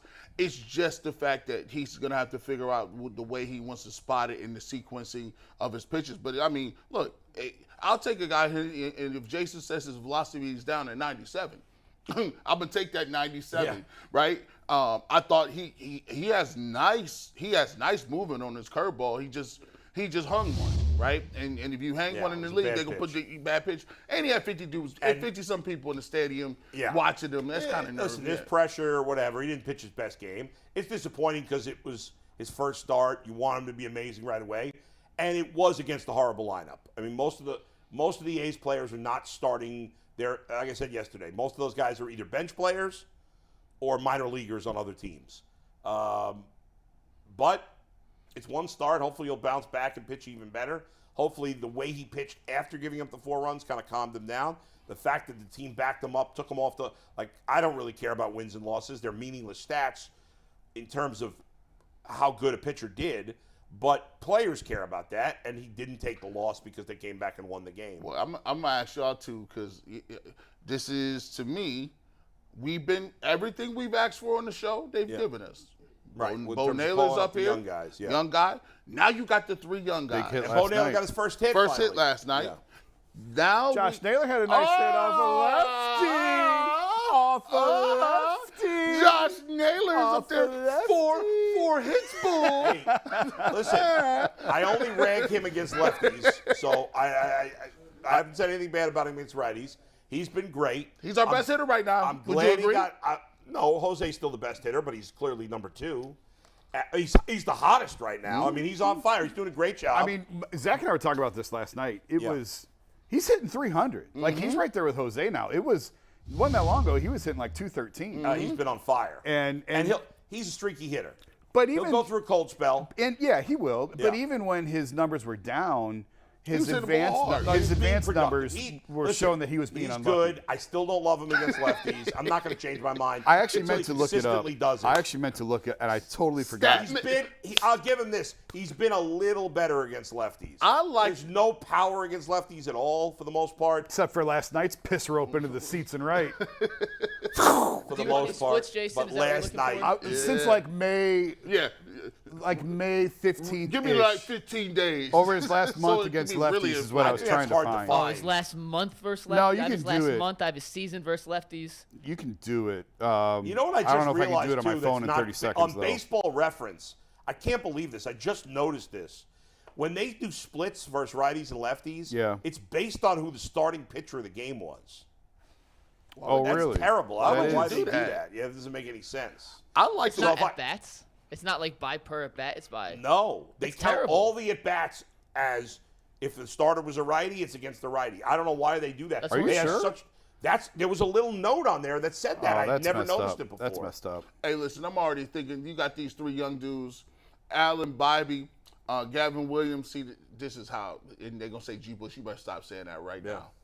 if all three of them hit, which is that's this early. Yeah. All three of them hit. They already doing the mental gymnastics, saying hey, we can't keep all these dudes at the same time. Can they spread no it? doubt. Now I'm like, y'all, we might want to spread this thing out. I don't like how they all at the same age at the Jason, same time. Do you think they're already interested in talking, especially Williams and Bybee, about contracts? It's funny you mentioned that. Yeah. Because I'm going to write about this, I think, coming up. I wonder if this team will ever sign a pitcher to a long-term deal, ever. Ever. They got burned on Westbrook. Right. That was a long time ago. But who have they done? Like Kluber, they signed Kluber. It was very team-friendly, and they moved him before his deal option was up, years came up. Right. But it worked. It worked with Corey. It worked with Corey. Yes. But they didn't with Shane, and I think they're glad they didn't. They feel like they dodged a bullet. But did they not because he didn't accept it? Yes, they tried. They tried. So you think now they're not going to do it with starting pitchers? Like McKenzie, I think they had talks. I know they've had talks. Yeah. Never got anything done. He's never going to get a long-term deal So now they'll from do them. it, but they'll do it at their price. If they'll have a price. Sure, but it's got to be a Jose type deal. Like even anything close to market rate. Right. I don't know if they're ever going to. The reality of the situation with the young players is that the Latin ball players are much more likely to sign these extensions because they come more often from poverty. Yeah. And the American players that many who have gone to college, not that there aren't plenty of American players who come from poor families, but the players that come from Latin America at a higher percentage come from very poor families. And so that money is going to set their whole family up for life. And the risk with extending pitchers on long-term deals, they all get hurt at some point. Almost all of them. It's dead money on the shelf for that year or whatever it is that they're out. Right. I don't know if they'll ever and look at the Rays. The Rays don't sign any of their guys either. They signed Blake Snell and then they traded him right away. I thought they did extend Springs before. I'm telling I don't know. you, man. I'd have to look. I don't know. I think they signed him to they may have just paid him for the rest of his arbitration years. I'm not sure, but I'm pretty sure they gave him a new contract. Pitchers is the overpowered version of running backs. I'm telling you, like if you got Allen, Bybee, and Gavin Williams, and they all are throwing the ball well. They're young. We're gonna be excited. Like, look at our rotation. These guys are like 12 years old. What's gonna happen? You're gonna have to choose which one you want, and the other ones. One of them may go for prospects or one of them may go for bats today. But at most, if you're the Guardians, you got one that you're going to sign, and it's going to be team friendly. Well, Zach and I wrote a piece. I think it's up now. We wrote a piece last night, and I'm of the belief I think we talked about it on the show the other day.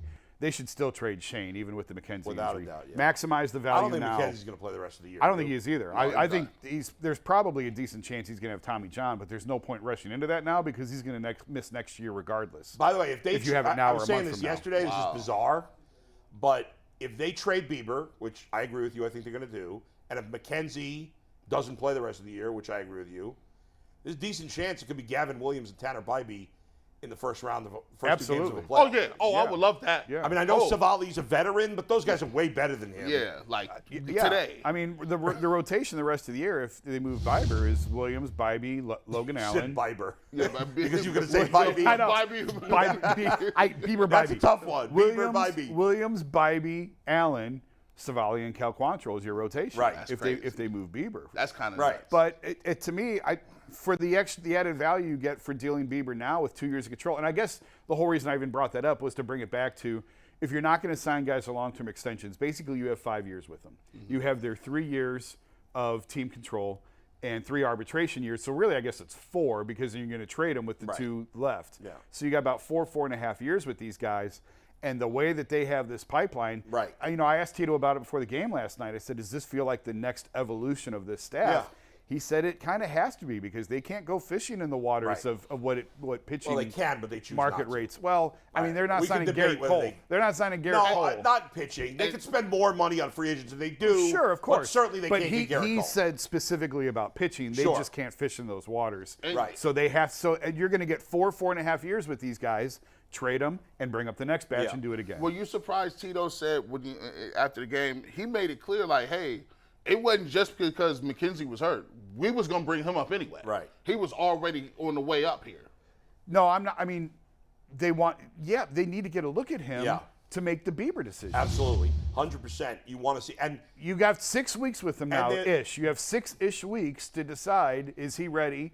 And if he's ready, Shane's gone. you know, on Tuesday I said everything's so hard for the Guardians because the division's so bad, because it makes it complicated what to do. However, in another way, it makes it easier for them to trade Bieber, because in any other division, if you traded a pitcher like Shane Bieber, you'd be like, oh, you're giving up. Yeah. Right. In this division, even without Shane Bieber, they Not can really. still win it. Not really. In you know? 2019, I didn't realize this. I went back Yeah. and looked it up. This is in the piece I did with Zach.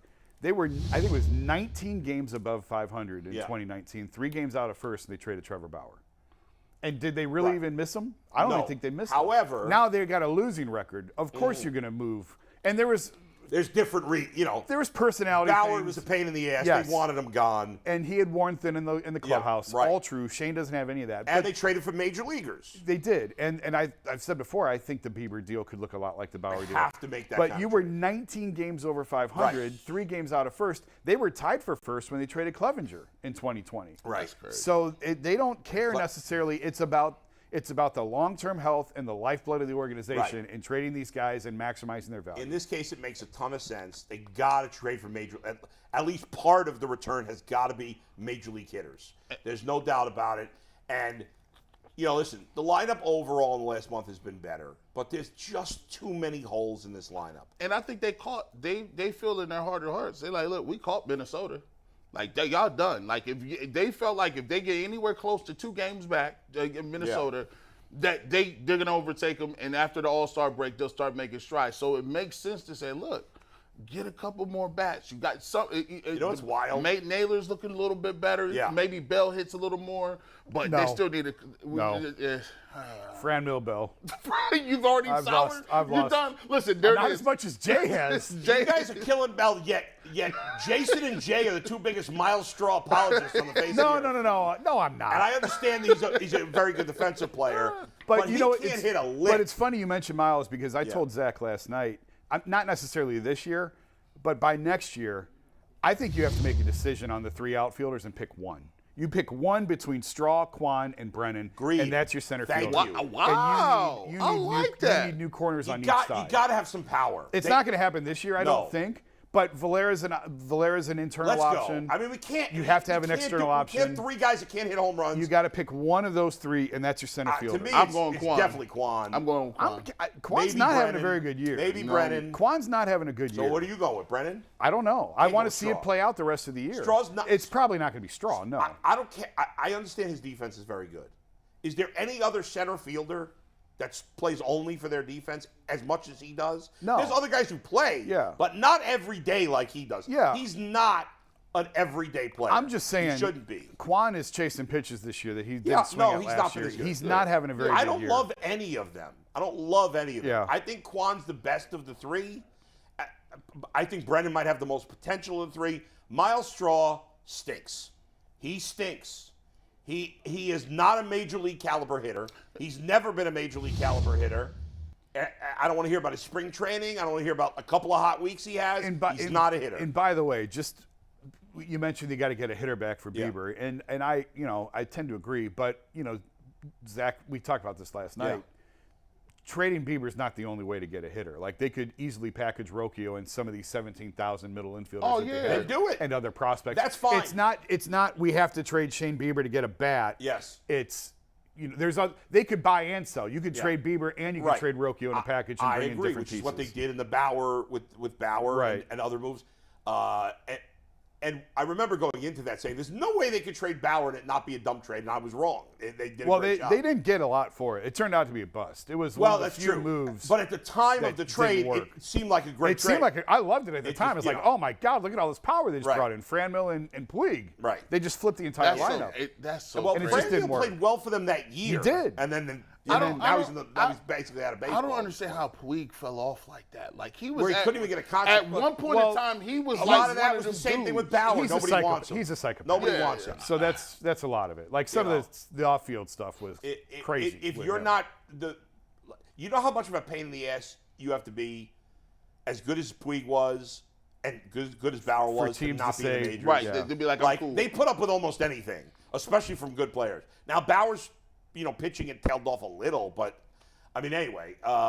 But you're right. It can make those trades, but we've been saying that for 2 years. I know. It's time for them to do it. I know. I can't take this. Like, I think I look at the Guardians and I'm like, okay, Ramirez is my third baseman, end of conversation. Yeah. Jimenez is my second baseman, end of conversation. Yeah. Josh Naylor, whatever. I prefer him to be the DH, but because I'd rather get a first baseman that could be a good fielder. But let's say DH. All right, as we know, I don't love him against lefties, but he's at least my 80% of the time first baseman. Those three things are set. I'm giving a Bo Naylor the rest of this year and next year to prove he's the guy. I want him to be the starter and play in most of the games. I'm giving him a chance. Obviously, he's unproven, so we're not going to do anything there, probably. And I agree with you. I think you're right. Let's see. And let's move on. And I think next year, and then you're going to go at one of the young guys at shortstop, whether it's Arias, Freeman, Rocky, whoever you think is the best, you don't need to trade. But they need to get 3 bats. 3 power-hitting bats, 2 corner outfielders, and then either first base DH. Yeah. And that's it. Well, you're stuck with Bell right now. Like, I don't know what – that's a bad contract. Yeah. He's on the hook for – No chance he opts out. You may have to – He is opting in. You may have to. That's a bad one. You may have to attach him in a trade, like attach him to Bieber or something. They should do that. Like and it's going to lower the value of your return. Yeah. But it gets you out of a $33 million mistake. I'll tell you what makes a lot of sense. I like the Bell signing at the time. Because they listen. The Guardians shop at the bargain bin. What was left at that position, he seemed like the best option. Yeah. Okay, hey, I wanted Jose Abreu. He's been awful too. I never wanted him. I saw that come. I didn't like him. I wanted him on 1 year. He's been horrendous. Yes. Okay, so whatever. I get it plenty wrong. But with the Guardians, if I would take less in return if I'm them to get rid of Bell, and then in another trade, some of them trade. So you get something. You get 1 hitter in the Bieber trade, and then use some of the young depth to get another hitter. And then you take less in terms of the minor leaguers you're getting back in that Bieber deal. That's how I see it.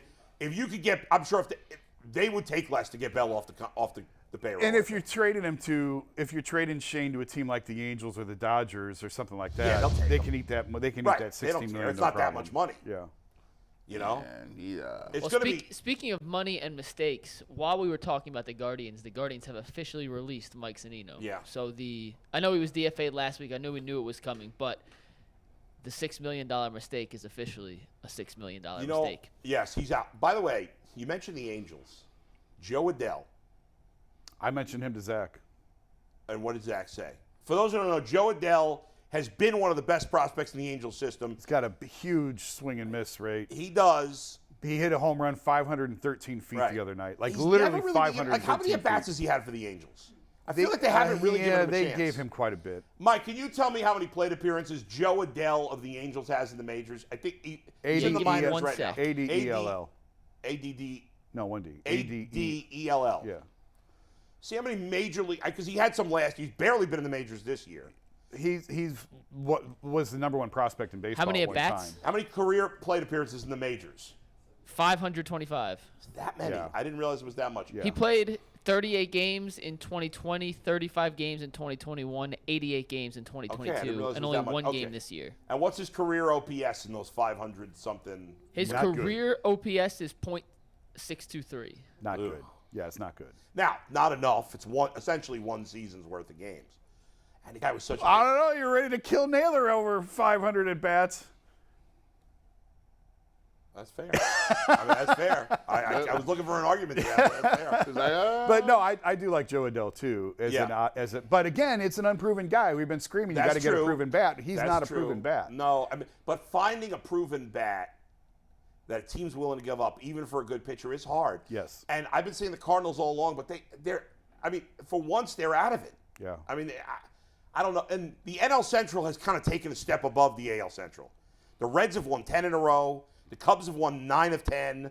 The Brewers are deep. The Pirates have fallen apart. AL Central is the worst division in baseball. Maybe ever. Maybe it could in the history of the sport. It could be. I was thinking about it this morning. It's funny. The Browns are in the hardest division in football, and the Guardians are in the easiest division in baseball. Yeah, they are. I mean, it is what it is. But go back to this. Look at this. The White Sox are 12 games under 500, And they're only 5.5 out. And for the amount of talent that team has to be 12 games under 500, there's something. They have to. There's something fundamentally wrong in Chicago. I don't think the owner will do it because they're 5.5 out, and he spent a lot of money on payroll. Blow it up. They should absolutely blow up that team. They've changed managers. They have There's something rotten on that team. There's something fundamentally culturally wrong. I think wrong. part of it is they have a lot of injury-prone guys.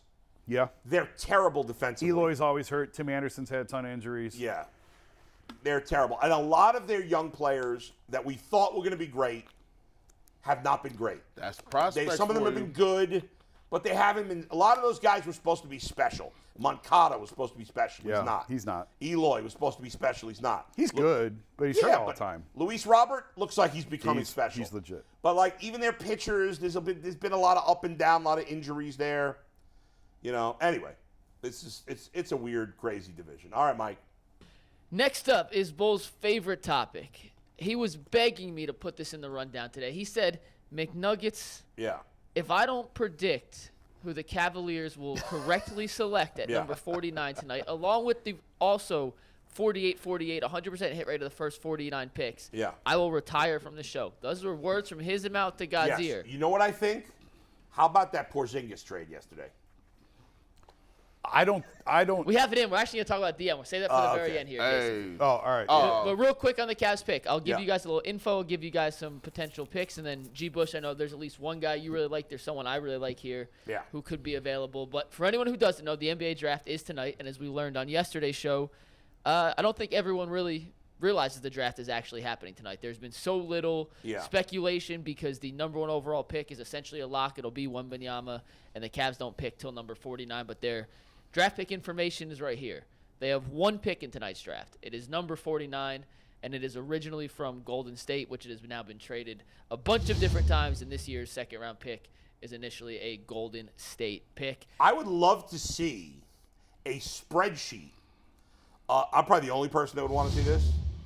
But of every NBA draft pick in this year's draft, how many times they've been traded? Like that pick, how many times that pick how many times before? Every pick in this draft has been traded, how many teams? Because NBA draft picks are traded like they're nothing. Yeah. All the time. Guys. Well, before you go. Go ahead. Yeah. So I scoured and I found 5 of my favorite NBA mock draft guys who make mock drafts. This is from this morning. By the way, you know what you should have done this segment?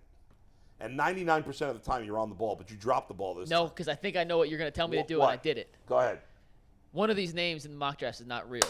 You got it. On the same page. That's it. Can you point out which one of these guys who was mocked to the Cleveland Cavaliers is not real? So, Steve, let's take 191 full. 3 of these are real players. One of these is a mistake or a fake. Okay. Can I you think guess? G mentioned the guy, one of those guys, so I think I know him.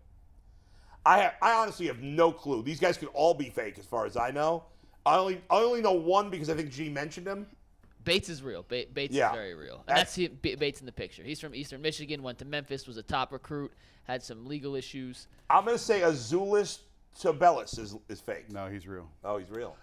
He's a forward for Arizona. I was going to say Amari Moore. Yeah, that's it. Amari Moore is also real. He's he is?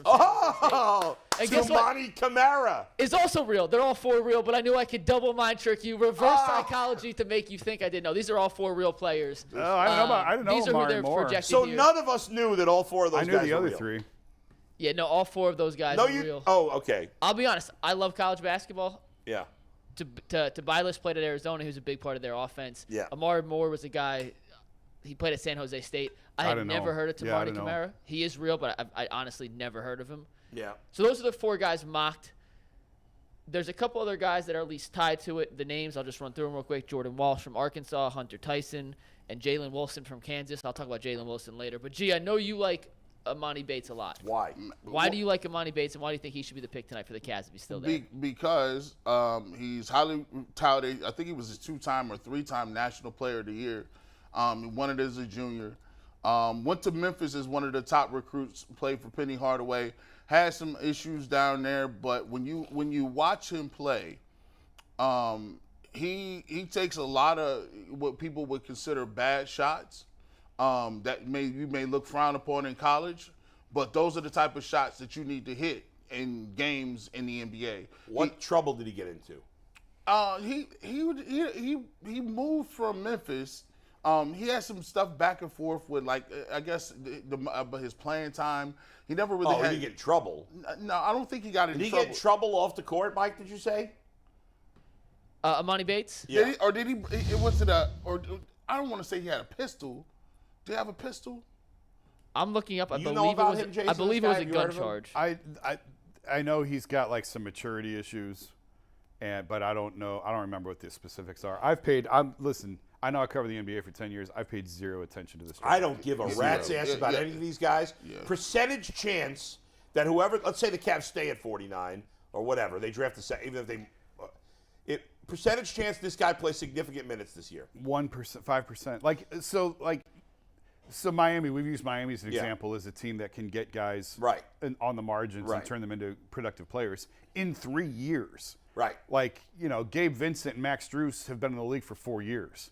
It's hard to take a guy at 49. Yeah. I mean, the Cavs did it with Matthew Dellavedova, where he was an undrafted guy. If you're 40, what's the difference in 49 and 61? Nothing. Yeah. So It's just I like this guy, you like that guy. right. You know. So we're basically talking. They're all lottery tickets. We're basically talking undrafted guys, 49, yeah. 49 and all. Because 61 He's is like Porter.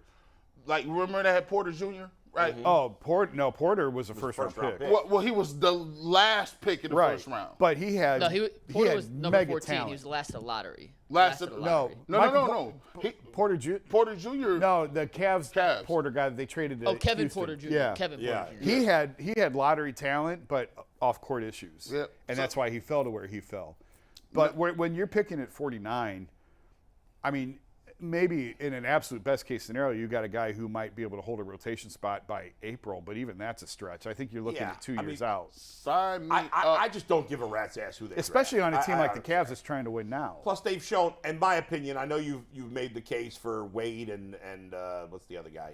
Lamar Stevens. I think they've brought him out of the useless category. I don't think they've brought him to the category where even Delhi was, in my opinion, or certainly where the guys in the Heat are. And they have better coaching there, so that's part of the reason they get that. Well, Delhi was also, that was a bad team that he was drafted to with the Cavs. That's sort of why he got minutes right away. They weren't trying to win a championship Right, he but was then he an undrafted played when it rookie. mattered. But no, by the time LeBron came back in that, Yeah. but I'm saying he had a year of development on a team that wasn't Right, very that's good. fair. That's fair. So that's why I'm saying it's hard yeah. to be picked in this spot and to expect to compete or contribute to a championship. I think when Right. you talk about his game, if you watch his game, he can shoot the ball. He's 6'9", 6'10". He's long. Bates? Yeah, it's a long Yeah, arm. and He's not going pretty to wow skinny. you athletically, but he can hit tough shots. I like his game, and plus he was a couple years ago a top 10 player in the country. Could he box me out, or would I physically dominate him? I think you can physically dominate everybody in this class, Bull. I don't think there's anyone who I'll can box you out. Ooh, I will box their asses right out. I don't think he's by the boxing way- out Wemby. On the Bates I'm boxing thing, him real out. quick, G. Yeah. So we were right. He was sentenced to 18 months of probation stemming from his arrest on felony gun charges. So there was a little legal issue. There is some maturity issues with him. What happened there? Do we know what happened specifically? No, I don't, and I'm in the middle of a show, so I'm not going to read the article right, to get all fair the enough. details. There is one guy I really like, though, who I do think could be there at 49, and it's Jalen Wilson from Kansas. Now, I know you guys aren't huge college basketball guys. He was part of the national championship team last year. He was their third scorer behind Ochai Agbaji and Christian Brown, who both were drafted in the first round last year. He was their leading scorer this year. He's 6'7". I covered him in high school, so maybe I'm a little biased, but he's a 6'7" wing that hustles his ass off and makes the right basketball plays. I don't think he'll be a superstar. I don't think he has like top end potential, but I think he's a guy. He's a junior. He's been in college for 3 years through the Bill Self system that could come in, doesn't have to learn defensive principles, doesn't have to learn how to play basketball like a lot of these guys who get drafted. Probably as a ton no of potential maturity could do. issues with him. No maturity issues. Great kid, comes from a great family. I and he's guess- a 6'7" wing who's not unathletic. He's not an athletic freak, but he's a 3-and-D mold guy who knows Right. how to play basketball. And I don't think the Cavs have anyone on the roster within that build. I think it's like when you look at these two guys, again, I know nothing about them until you guys mentioned them today. I don't know who's going to be the better player. They probably will both be useless in the NBA. But the guy G likes probably has more upside. Way more. Right? Way more. But maybe he's a clown. Whereas this guy is going to do all the right things. He's going to be a good teammate. He's going to work his ass off, but he has limited upside. Like, correct. He's going to reach a level, and he's just going to be a serviceable player. I think for drafting at 50, do you want to take a guy who's a pain in the ass but has some potential upside, or do you want to take a guy who you're like, I think this guy could end up being like a 10-year solid player in the league, but there's no chance he's ever going to be very good? You're not going to get a guy at 50 who's going to be a 10-year solid player. All right, well, maybe that's a little push. You get those guys at like 18 to 23, 24. So your philosophy, my philosophy, maybe this guy's going to go higher, Mike. I would pick every knucklehead shooting star I could find. Not literally shooting. That was a bad term. Not bang bang. Yeah, not My bang bang. concern, though, is like, do the Cavs as an organization and does their roster and their coaching staff have the what's the word I'm looking for? Wherewithal. The infrastructure. Well, that's the thing. To deal with a guy who's a knucklehead. Well, that's the thing. I don't think they do. They haven't shown the track record to do so. Like Porter. They Porter invested Jr. a lot of time into Kevin Porter Jr. and finally gave up and sent him to Houston. Where he's played well. Yeah, right? but he's still a knucklehead. Let me ask you guys this, and this goes back to the Bates, Wilson, but just in general, picking at 49 here. Based on the Cavs' current situation, contractually, age of superstars, age of their better players, where this team projects the next couple of years, do they have time to be patient with a guy like a Bates who may have upside but needs to be an immediate piece of the rotation? Or do you think they'd be better off fitting in a guy who is just a guy? Yeah, but Mike, as Jason said, and he's 100% right, there's nobody they're drafting at 49 that's going to be a factor. No. I'm not saying. I'm just in general. Like, is your philosophy on second-round picks, hey, take a home run swing? I'm not because here's the thing. Here's how you get lucky. Like, there's organizations who do get lucky, and they do get that lottery ticket, and somebody turns out to be a Draymond Green, right? So, like, Kawhi Leonard was a late lottery ticket, right? Like, guys that are in that range where you're like, okay, I could get a guy that's going to come in and do his job, but the NBA is not about guys doing their job. You got to have bona fide ball players, and if you can have a core and just sneak around and find a diamond in the rough, you're like, oh, this is, like, to me, Darius Garland is a diamond in the rough. Like, when I watched Darius Garland in the beginning out of Vanderbilt, I'm like, this is what y'all got at 5? I'm like, this is not. But guess what?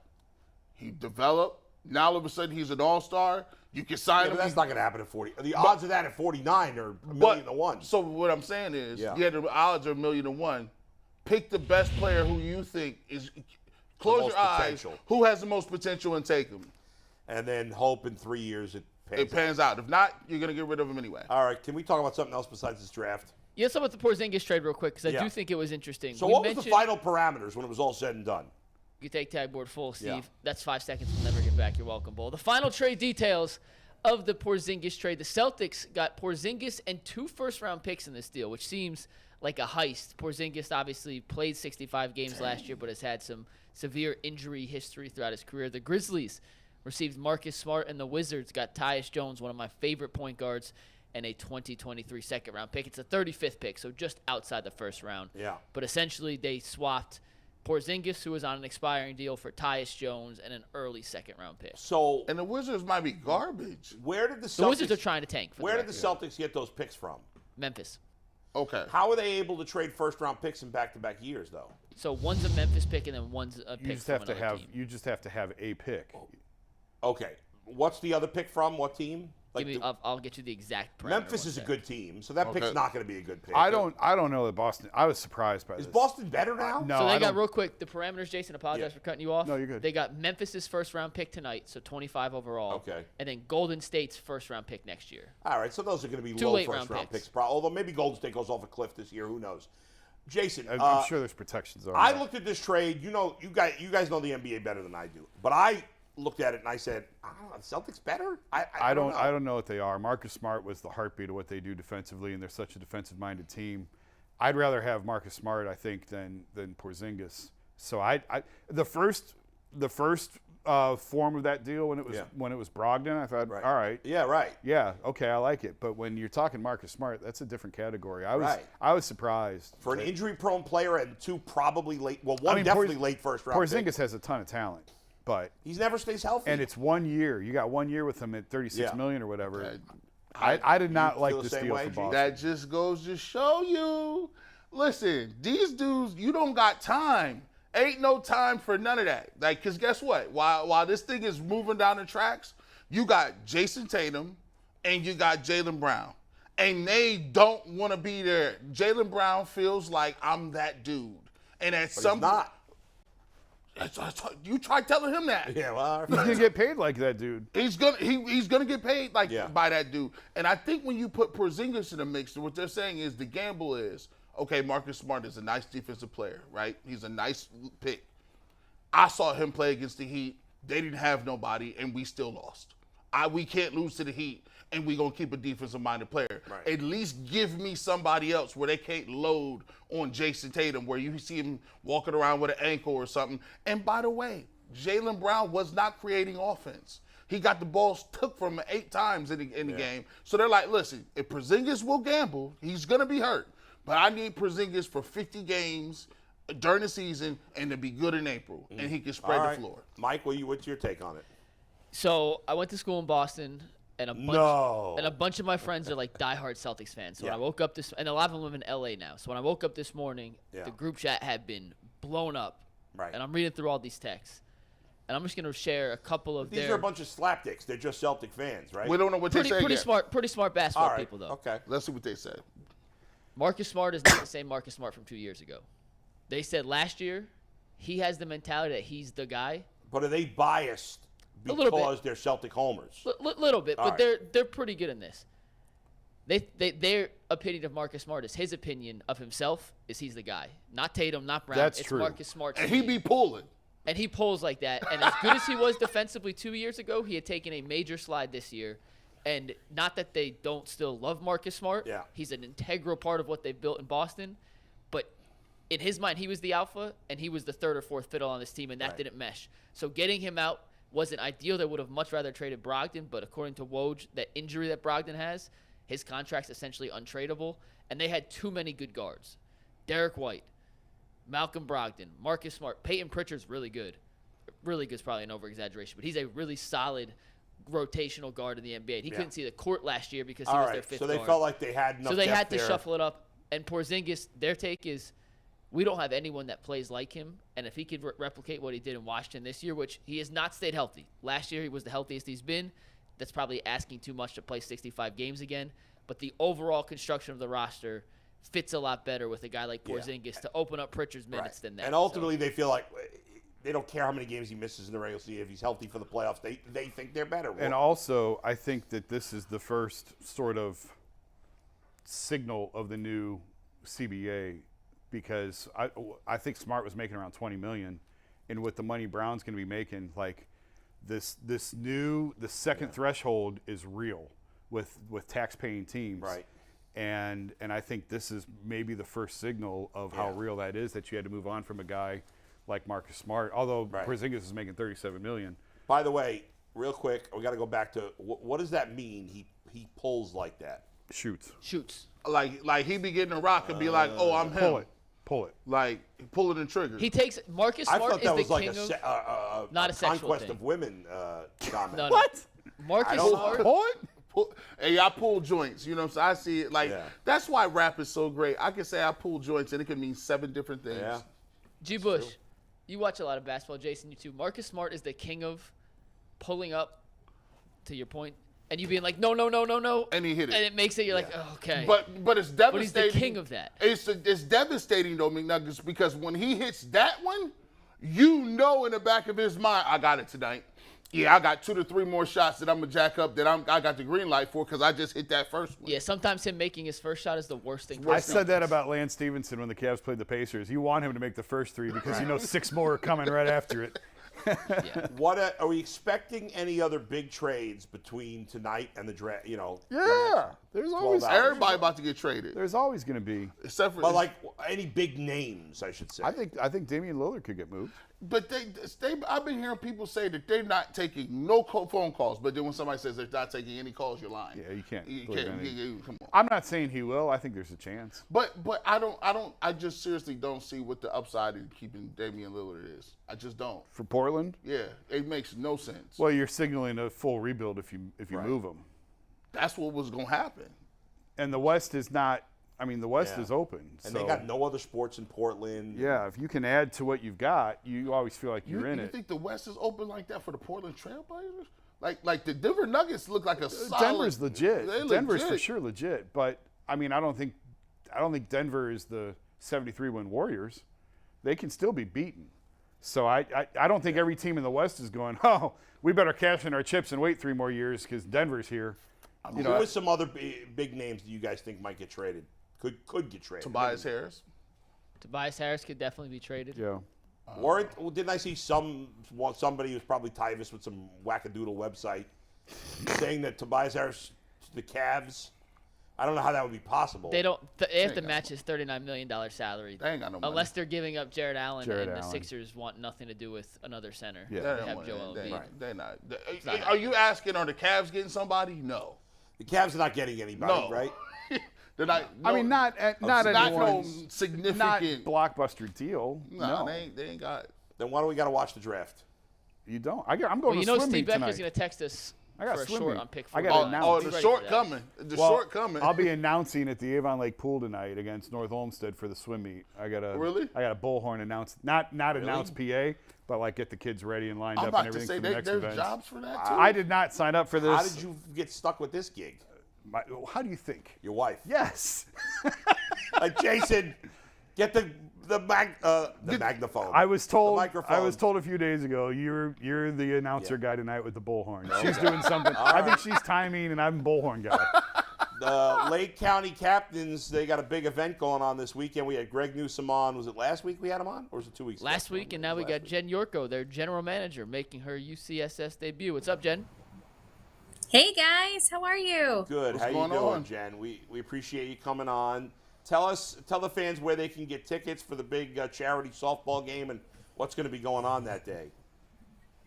Yeah, we're really excited to have Greg Newsom's first celebrity softball game here. We've had Joe Hayden and Jarvis Landry do them in the past. So tickets are available on our website at captainsbaseball.com. Now, how does this come together? Because you mentioned some of the other guys who've done it in the past. Is this you reach out to the Browns and say, is anyone interested in doing this? Are they coming to you guys? How does this fall into place like this? Yeah, we have a third party that we work with that has some relationships with players all over the place, and we find a Browns headliner to kind of carry it and raise some money for some local charities. So on an unrelated note, we'll get back to this in a minute, but on an unrelated note, this past Friday, I actually had tickets to the Lake County Captains game. A friend of mine, I was supposed to go at the last minute. I couldn't go, unfortunately, so I gave my tickets to a friend, and they went, and they had a great time. But your buddy and my friend colleague, Zach Meisel, he was there. Like was he a big hit? Was he signing a lot of autographs? Were people excited to meet him?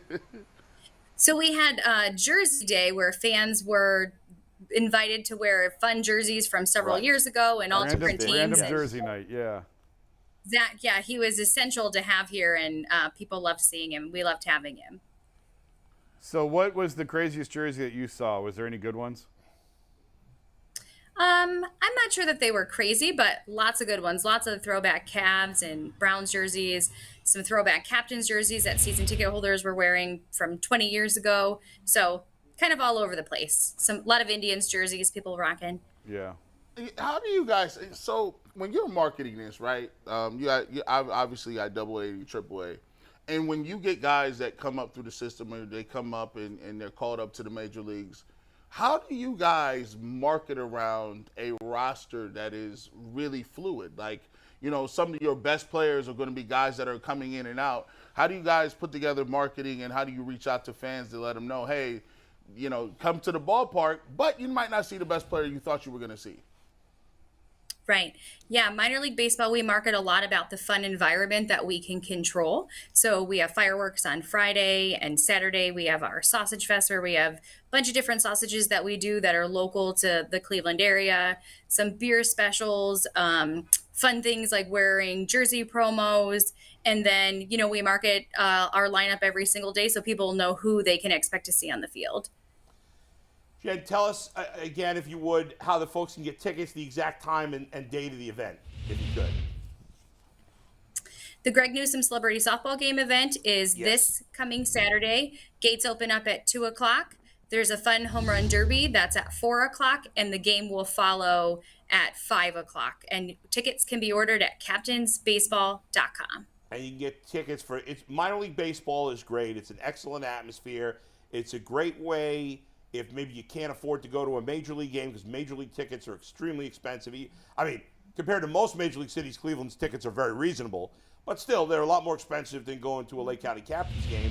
And for a young kid especially, they don't really know the difference for a little kid. So it's a good place to go to get kids' feet wet in enjoying baseball because they can sit closer to the field. The players are more likely to sign autographs. Do you do a lot of autograph signings with the players and stuff like that? A lot of players will stay after every single game and sign autographs down the line as they're going back into the tunnel to the locker room. But every Sunday, we actually have a pregame catch on the field. Kids run the bases after the game. And pregame, we also have some players that will come before the game and sign autographs for fans. So tons of top prospects have come through here, including Jose Ramirez and then recently Tanner Beebe, Bo Naylor, Gavin Williams. So we've had tons of great names come through here and excited for what the future holds for our team as well. Mike, what do we got? What do you got? Jen, I know there's not a lot of women in the management profession, especially in baseball. What's it like being a female general manager with a professional baseball team? Yeah, there's not a lot of us. You're right. Other than not seeing a lot of girls in a lot of Zoom meetings across the country. No different for me, really. I started my internship here and have kind of grown with the club until this role. So happy to have a lot of support from guys all over the league and the few females that come through as well. Jen, we appreciate your time. And again, it's this weekend. It's going to be a great event. We're looking forward to it. Thank you for joining us. Thanks for having me, guys. See you soon. Take care. See ya. Appreciate it. And Mikey, you'll be out there videoing. Yeah, I think me and Earl are going out there. going Hopefully together? going to get some 60 seconds and some interviews with some players. They officially released the list of people coming, and there are a ton of Browns that are part of this. I'm going to follow up the tweet Go real ahead. quick. Yeah, give me these names. But there's the teams have been released. Yeah. So on Team Newsome, you ready for this? Yeah. Not sure if everyone's going to show up, but according to Ooh, what do you mean what you're they've not sure? tweeted, If they've agreed to come and they might not show up? well, sometimes you lame. agree to come and don't show up. Go ahead. But Team Newsome is Newsome, Terrell Owens, Donovan Mitchell, Terrell Owens? Donovan Mitchell, Donovan Nick Mitchell, Chubb, wow. Martin Emerson, Demetric Felton, DeAnthony Bell, Emmanuel Forbes, Cam Mitchell, and Perrion Winfrey, You could have among stopped others. halfway through that list. On Team Ward, because it's Denzel Ward that versus Greg Newsome. I gotta say, jerk. I was very disappointed in the way Mike read that because you gave the same energy to the slappies at the bottom of the list. Then you just moved through Terrell Owens like it's not a big. Terrell Owens. I love He's T.O. a Hall of Famer. I've rebounded for T.O. before. T.O.'s my guy. Like, how did they end up getting T.O. here? Oh, let me read the He's other. not a Brown. Let me That's read the bigger other than Donovan side. Mitchell. Donovan Mitchell at least plays here. Go Let ahead. me read Team Ward here, and I will Yeah. I will try to match my energy to the All level right. of Yeah, superior please. athletes. Appropriate. On Team Ward, we got Denzel Ward.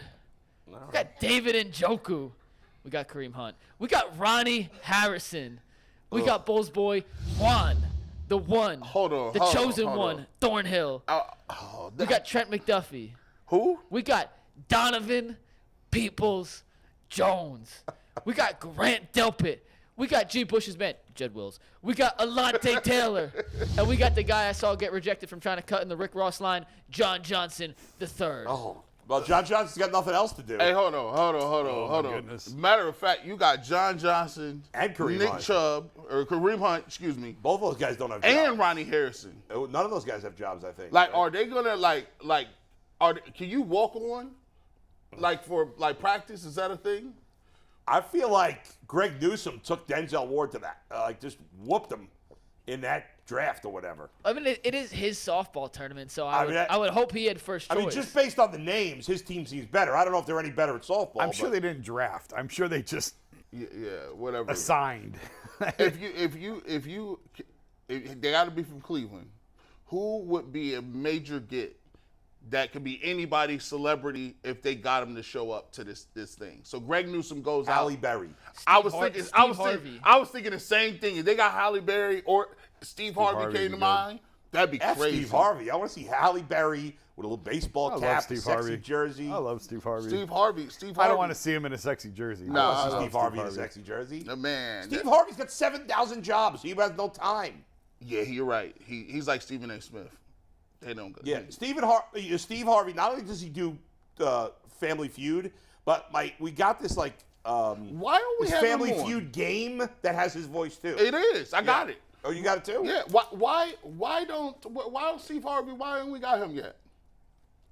We've Yeah, I made don't know. multiple requests for Steve Harvey. It is. By the way, it's weird that like T.O. is the.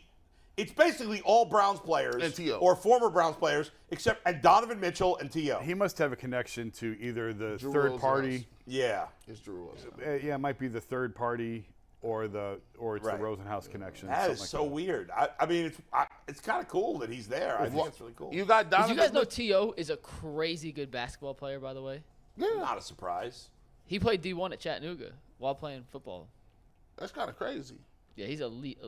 Like, is he better than? Well, Antonio Gates was a great basketball player. He was. Yeah, he was. So was Julius Peppers. Played at UNC. I remember. He might be the best. Well, at least the best combo. Like UNC football and basketball might be the best combo of any.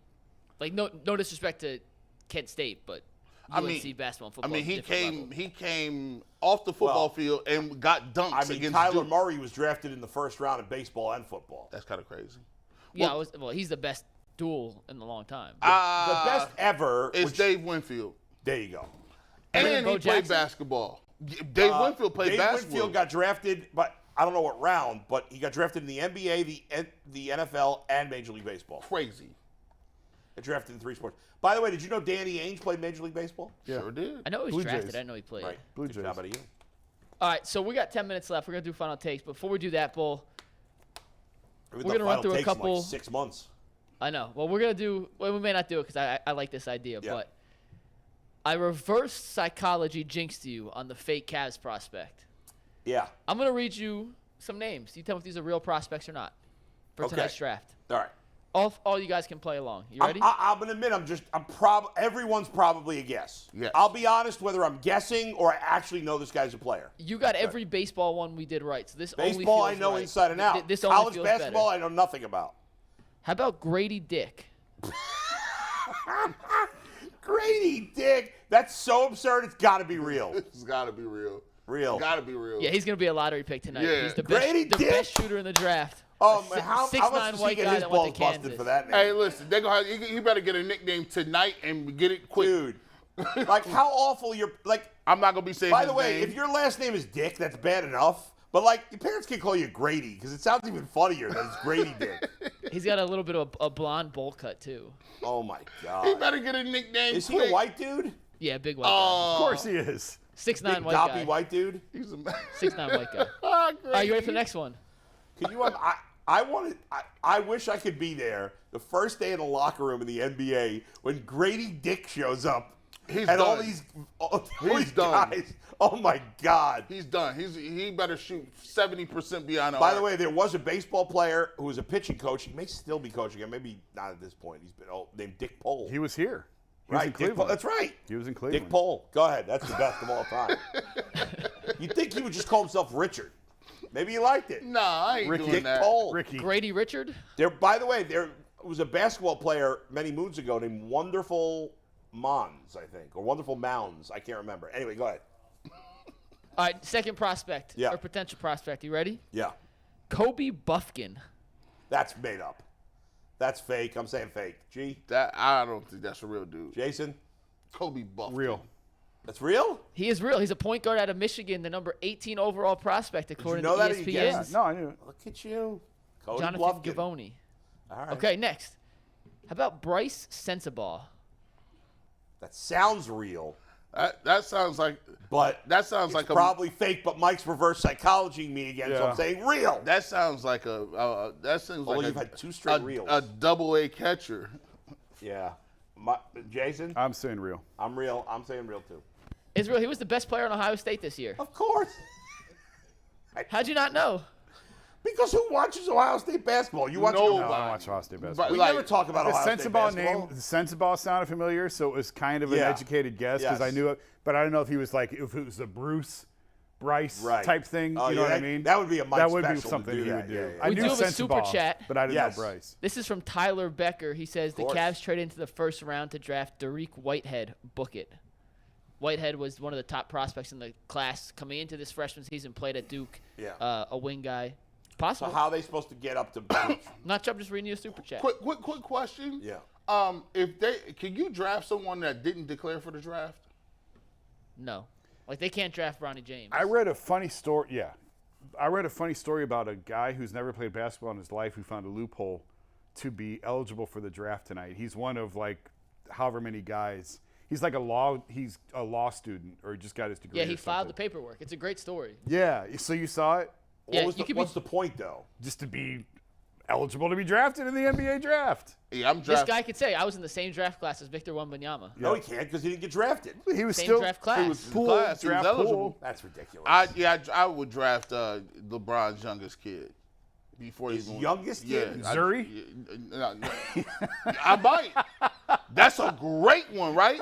See, and LeBron, that's the first woman ever drafted in the NBA. Yeah. Is his daughter. What's his daughter's name? Zuri. Zuri. I thought you said Missouri. I was like, her name is Missouri? No, That'd be Zuri. crazy, Missouri's right? cool. I got 3 more I want to do. Wait, so how old is LeBron's younger son? Bryce. He's entering his junior year. Oh, yeah, you can't. Right. Yeah, right. You just draft him and hold his rights for 3 years. Yep. I would do that. It but doesn't you work can't that do way. It doesn't work that way. All right, real or fake cheating. prospect.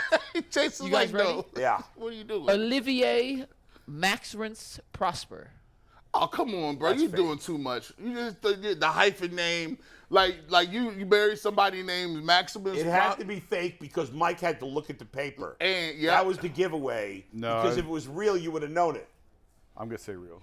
Oh. I don't it's know. real. I don't know. It is real. He went to Marquette. He's the 29th overall rated prospect Yeah. in the upcoming class Mike here. knows how to F with the brain right there. That was too intricate to be I fake. guess he just looked. I thought he looked at the paper because it was a fake name. I assumed that if it was real, he would have just known it. But The Mike Lakers had to have look made a at it. trade. Lakers? The Lakers have acquired the 40th pick from the Indiana Pacers for 47 in cash. Big deals there. Big, next big up. Are you deals. really like? Are you serious that you just announced that? And I announced. I got the Woj Lakers trade. I literally read that for the first time. because they I didn't know moved what up it was. 7 picks in the I second did not know round. what the trade was they're till I gonna read move up and get Imani Bates, and I'm gonna be salty. I'm gonna go off on Twitter. Gosh, it. Okay, next one. Gigi Jackson III. that's a fake. real guy. That's fake. That's a real dude. Real. Oh, he's so real. Freshman out of South Carolina. Fresh out You of guys watch any college basketball? Some, but not much. I used to love college basketball. I used to no. watch it all the time. the coaches. We don't talk about it ever. The Yeah. coaches make it worse than It watching paint sucks. dry. Although I may watch St. John's this year with Rick Pitino now because they're actually maybe worth watching. I only for the want first time in 20 years. only want to see 2 more. random dudes that got in trouble. Random dudes. Give me random All right, dudes two- that can shoot. Haven't they all Not been real? literally. So There's been far, they've one all been fake. real. Have you had any fakes so far? Maybe, maybe not. How about Sir Jabari Rice? Oh, he's definitely real. That's Serge Ibaka and Glenn Rice. They're Sir kids. Jabari. If Serge Ibaka and Glenn Rice had a kid, it would be this guy. To be that guy, right? Jason, Right. Real. he's fake. No, he is real. He played at Texas last year. I guess they're all going to be real. And he's last just but messing not with us. least, the final one. Tony Fields. That's real. Tony Fields is a linebacker for the freaking Browns. Yeah. But it's got to be real. Exactly. They're all real. He's Exactly. just messing with us. Not And having Tony anything. Fields is fake. He does not Ah! exist. No, he's a linebacker with the Well, Browns. I guess maybe in that sense, but he is not a draft eligible He prospect. went to for Arizona. tonight. He went That's to West true, he is Virginia. real. He ran He's a into the real punter in dude. How Cincinnati. about one more just for fun? One more. No just for one fun. blocks punts. Oscar Shibwe. What? Oscar Shibwe. Real. That sounds like a character from School of Rock, wasn't it, Mr. Schneebley? It sounds Wasn't like that Jack Black's character, Mr. Schneebley? It sounds like Rasheed Wallace got a 7-Eleven or a Supermarket. Oscar Shibwe was the reigning National Player of the Year in college basketball at Kentucky. So, bad job out of you guys. this I how- said real. He said real. Well, no, Jason got it. I don't know who that guy is. Like this, and he plays for Kentucky too. Yeah. But just think how bad college basketball is when you had, wasn't it Gulf Coast Conference, Mississippi Gulf Coast or Florida Gulf Coast, and like they had a bunch of teams that was just in the Final Four that was Who like. won the championship? I forgot. This year? Yeah. Who's in the Final Four? Even you don't remember. Who won the championship this year? Even Mike doesn't remember. He's the And only he one played. who watched And you played college basketball. It was FAU, San Diego. UConn won. UConn won easy. UConn won big. Oh, that's yeah, right, UConn won UConn. big. FAU, San Diego. That's terrible. I didn't know how to pronounce Sheboy's last name. I'm glad you said it. It's Oscar Sheboy. Yeah, I don't know how you say his last name. I didn't know it. Sheboy. Hey, It's we like have overtime Chib- coming it looks up. weird. If you guys have not seen the SFA bowling scandal, I've you are seen it. missing the story of a century. Some quotes that will blow your effing I disagree. mind. Story of a century, but it's good. Right It's after I peed. It's not as good as the cheating and fishing, but it's pretty good. Next on the overtime.